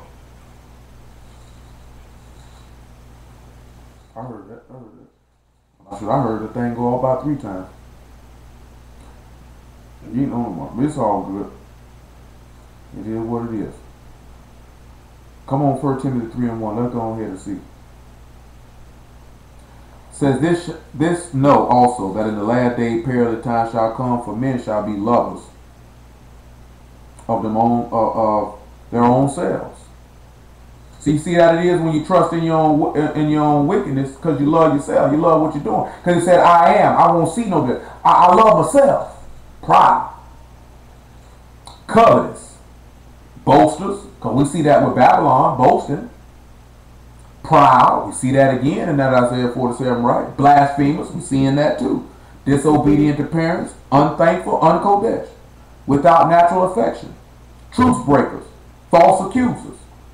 Incontinent, fierce, despisers of those that are good, traitors, heady, high-minded, lovers of pleasure more than lovers of God, having a form of godliness, but denying the power thereof.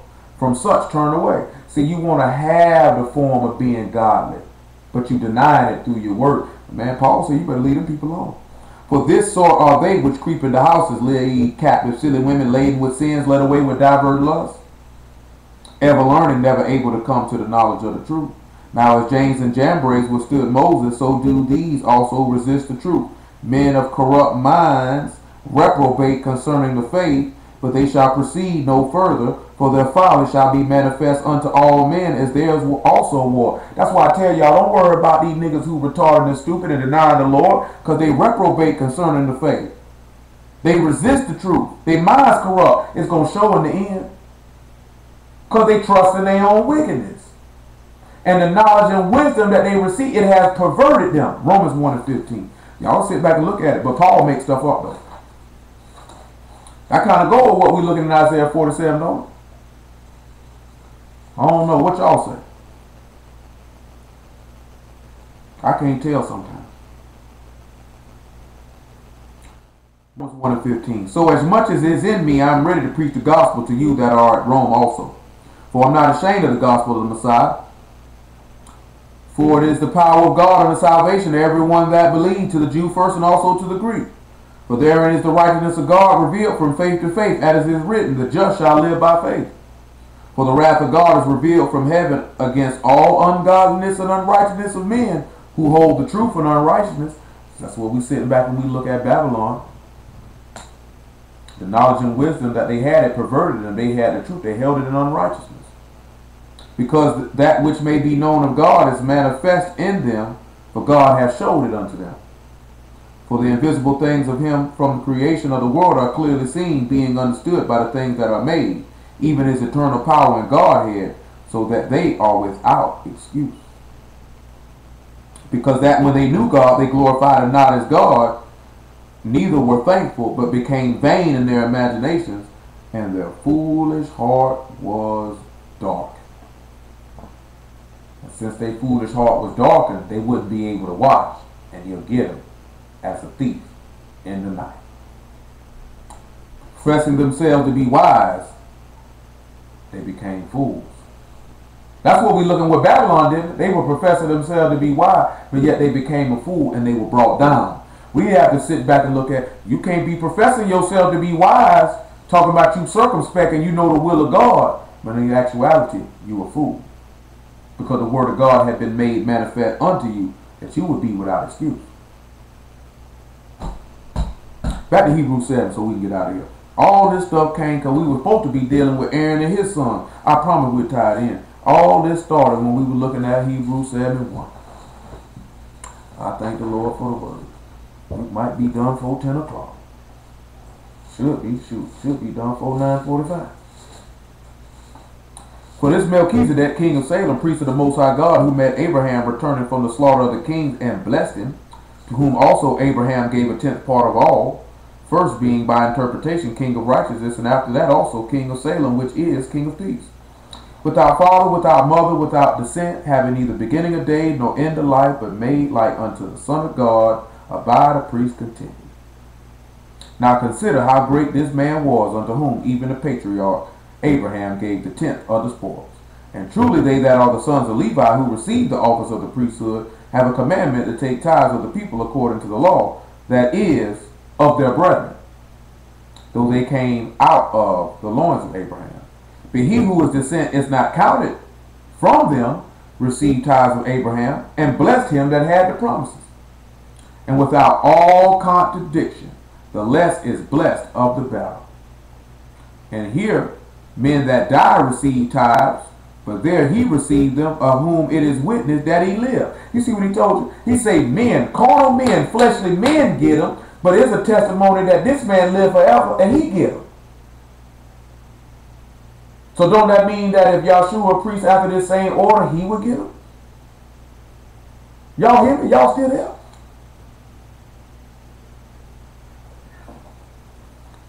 Listen what else he said. And as I may so say, Levi also, who received tithes, paid tithes in Abraham. For he was yet in the loins of his father when Melchizedek met him. So guess what that means?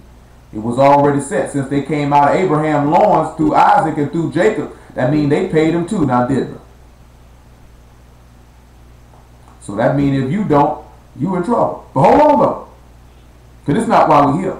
Just to make that clear so y'all have understanding. So can't nobody make you feel like you dumb when you would actually know what this is talking about.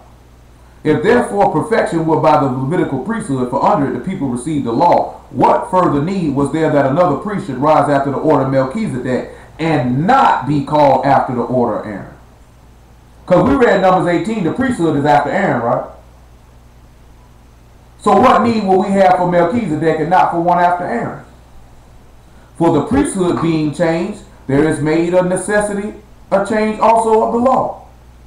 For he of whom these things are spoken pertain to another tribe, which no man gave attendance at the altar. For it is evident that our Lord sprang out of Judah, which tribe Moses spake nothing concerning the priesthood. How Yahshua gonna be able to preach the word and he ain't no Levite? That means he be sinning. Y'all know what happened to King Uzziah when he ran up there trying to offer incense. He turned into a leper. The priest told him, this thing don't pertain to you. So if Yahshua is teaching the word and he ain't a Levite, that means he commits sin. Because Genesis 49 says the lawgiver won't depart from Judah, right? Even Psalm 60 and 7 said, Judah is my lawgiver. If you're a lawgiver, that means you teaching the law. That means you would be a priest. So it was already set up that he would let another tribe come in and teach the law. See, they trying to say, oh, he changed the law. He didn't change the law. It was already in the law. Right there in Genesis 49 that the lawgiver would come from Judah. Wow. It's right there. He just made a modification to the law. He didn't change anything. Let's look at that so y'all can see what it says. Genesis 49. That's why I tell you, dudes say they know the law, but they don't know the law. Genesis 49 and 10. We'll make it verse 8 so you can see who he talking about. Because these niggas swear they're talking about an American Negro. Judah, thou art he whom thy brethren shall praise. Thy hand shall be in the neck of thy enemies. Thy father's children shall bow down before thee. Judah is a lion's whelp. From the prey, my son, thou art gone up. He stooped down. He couched as an old lion, as a lion, and as a old lion. They go that ancient. Who shall rouse him up? The scepter shall not depart from Judah, nor a lawgiver from between his feet, until Shiloh come. Unto him shall the gathering of the people be. So there it is, right there in the law, that Judah would be a lawgiver, now would it? But yet, just like he said, did Moses ever say anything about Judah giving no law? No, he didn't. Back to Hebrews 7. So if he able to make a priest out of Judah, that means anybody can be a priest then. If Yahshua, if you were one of his sons, now wouldn't it? Verse 15. And it is yet far more evident for that after the similitude of Melchizedek, there arise another priest. He said, it's plain. We can see this. Who is made, listen what he said. Who is made not after the law of a carnal commandment, but after the power of endless life.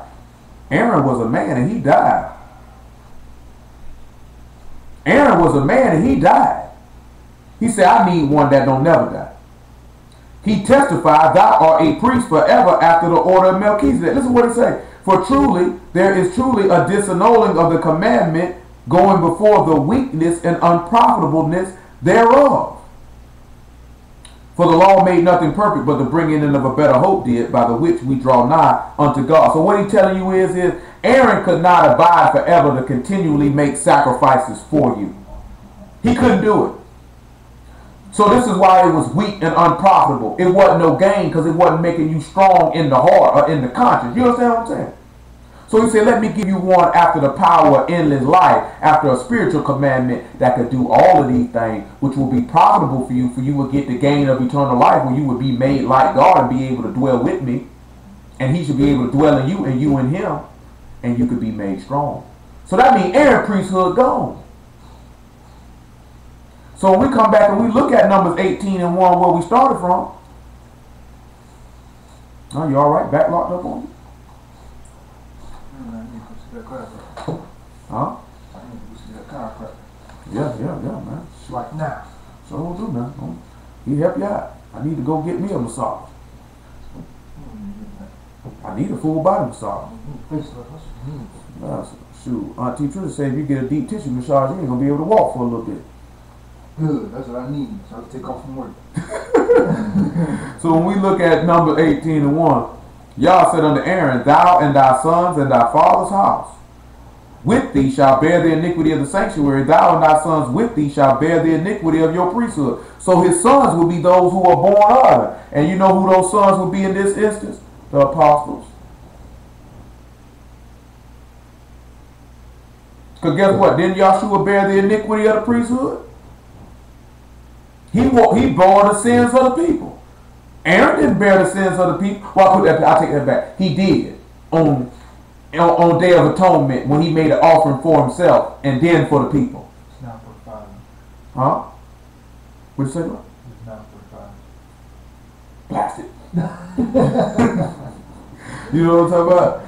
So then we sit back and we look at the book tell us in Hebrews that Yahshua had no need to make an offering for himself because he did that. You see the weakness and unprofitableness thereof. See, this man come in, he do it one time. Thank the Lord for salvation.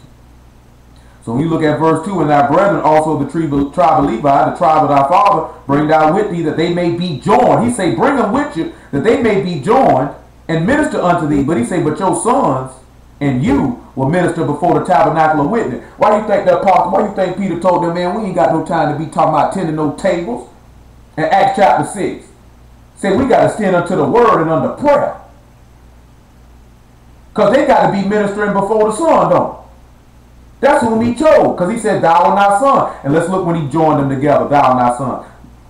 John chapter 17 and 20, that they may bear the tabernacle. Bear the iniquity of the priesthood. These niggas dumb, man. That's why I tell you, I don't be worried about these people. You look at verse 4, then he said, they shall be joined unto it and keep the charge of the tabernacle for all the service of the tabernacle. And guess what? Stranger can't come to it. You're going to keep the charge that there don't be no more wrath on this people. So we look at John 17 and 20. Listen what he say. Neither pray I thee for these alone, but for them also which shall believe on me through their word, that they all may be one as thou, Father, art in me, and I in thee, that they may also be one in us, that the world may believe that thou hast sent me. So that's Yahshua. That's the apostle joined in one. And he say his father's house. And the angels say, we your fellow servants and your brethren, right? Don't they dwell in his father's house? There you go. There you go. Ain't that something? But then he said that, let's look at something that Paul said in 1 Corinthians chapter 9. You get on out of here.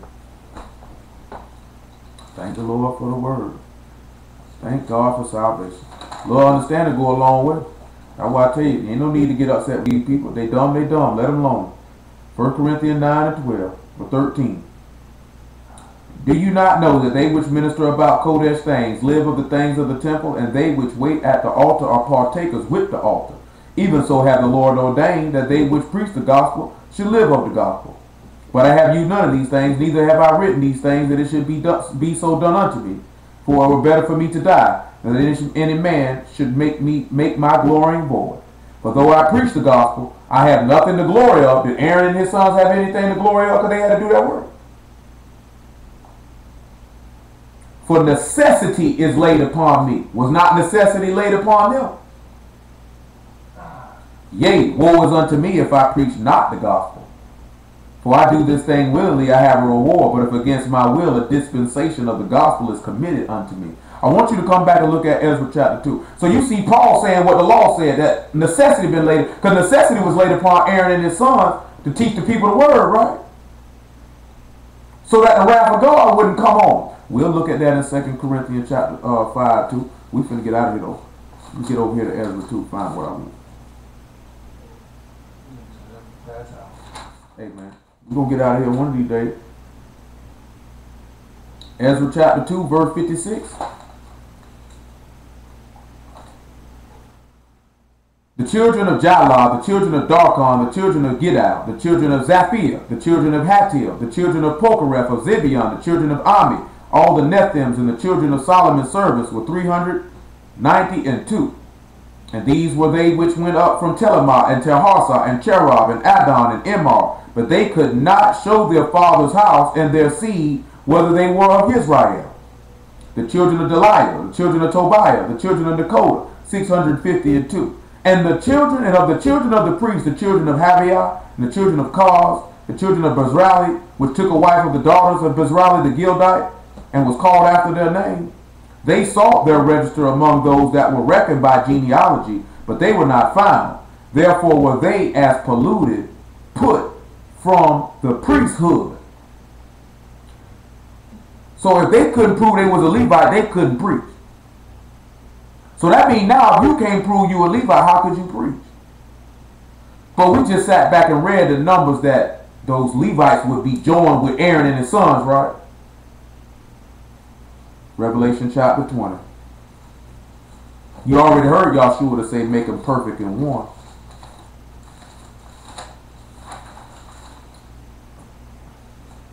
Revelation chapter 20, verse 6. Or break it verse 4. And I saw thrones, and they that sat upon them, and judgment was given unto them. And I saw the souls of them that were beheaded for the witness of Yahshua, for the word of God, which had not worshipped the beast, neither his image, neither had received his mark upon their foreheads or in their hands. And they lived and reigned with the Messiah 1,000 years. But the rest of the dead lived not again until the 1,000 years were finished. This is the first resurrection. Blessed in Kodesh is he that hath part in the first resurrection. On such the second death had no power. But they shall be priests of God and of the Messiah, and shall reign with him 1,000 years. So when we come back and look at 2 Corinthians 5 and 20, because this is what the priests had to bear their iniquity for, so that God wouldn't pour no wrath on them. And let's just see what Paul said right here in 2 Corinthians 5 and 20. Make it 18.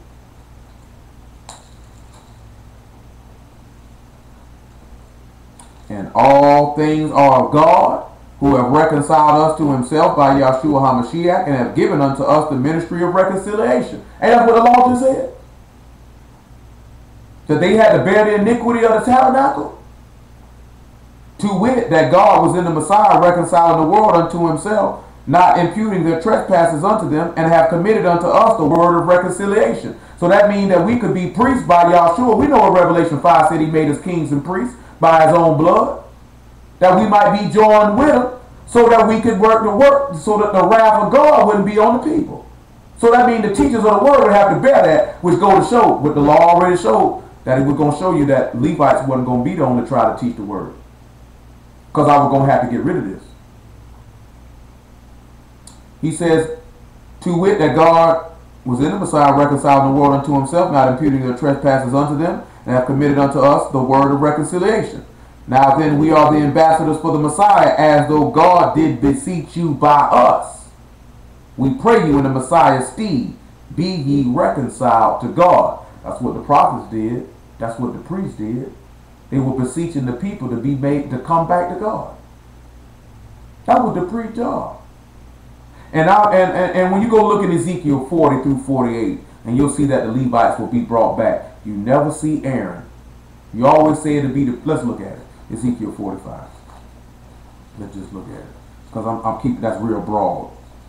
What I'm about to say. That's real broad. You don't want to keep it that broad. Ezekiel 45 and about verse 16. All the people of the land shall give this oblation for the prince of Israel. It shall be the prince's part to give burnt offerings and meat offerings and drink offerings in the feast and in the new moons and the Sabbath and all the solemnities of the house of Israel. He shall prepare the sin offering and the meat offering and the burnt offering and the peace offerings to make reconciliation for the house of Israel. Who the only person supposed to make these sacrifices according to the law? Aaron, the high priest. But it said the prince gonna do it. You know, prince is a ruler. Yahshua is a prince that had power to rule as God. It said he gonna make them. That show you Aaron done. Back up what we read in Hebrews chapter 7. It's been disannulled. The scripture already stated it. Now the law and the prophets back it. How did you miss that, y'all? I want you to look at find a verse that I want over here. Ezekiel 47. It's 44. Come over here to 44. 44 and 13. Well, actually, 44 and 10. Can't be David. David ain't got no authority to make that offer. Stupid people.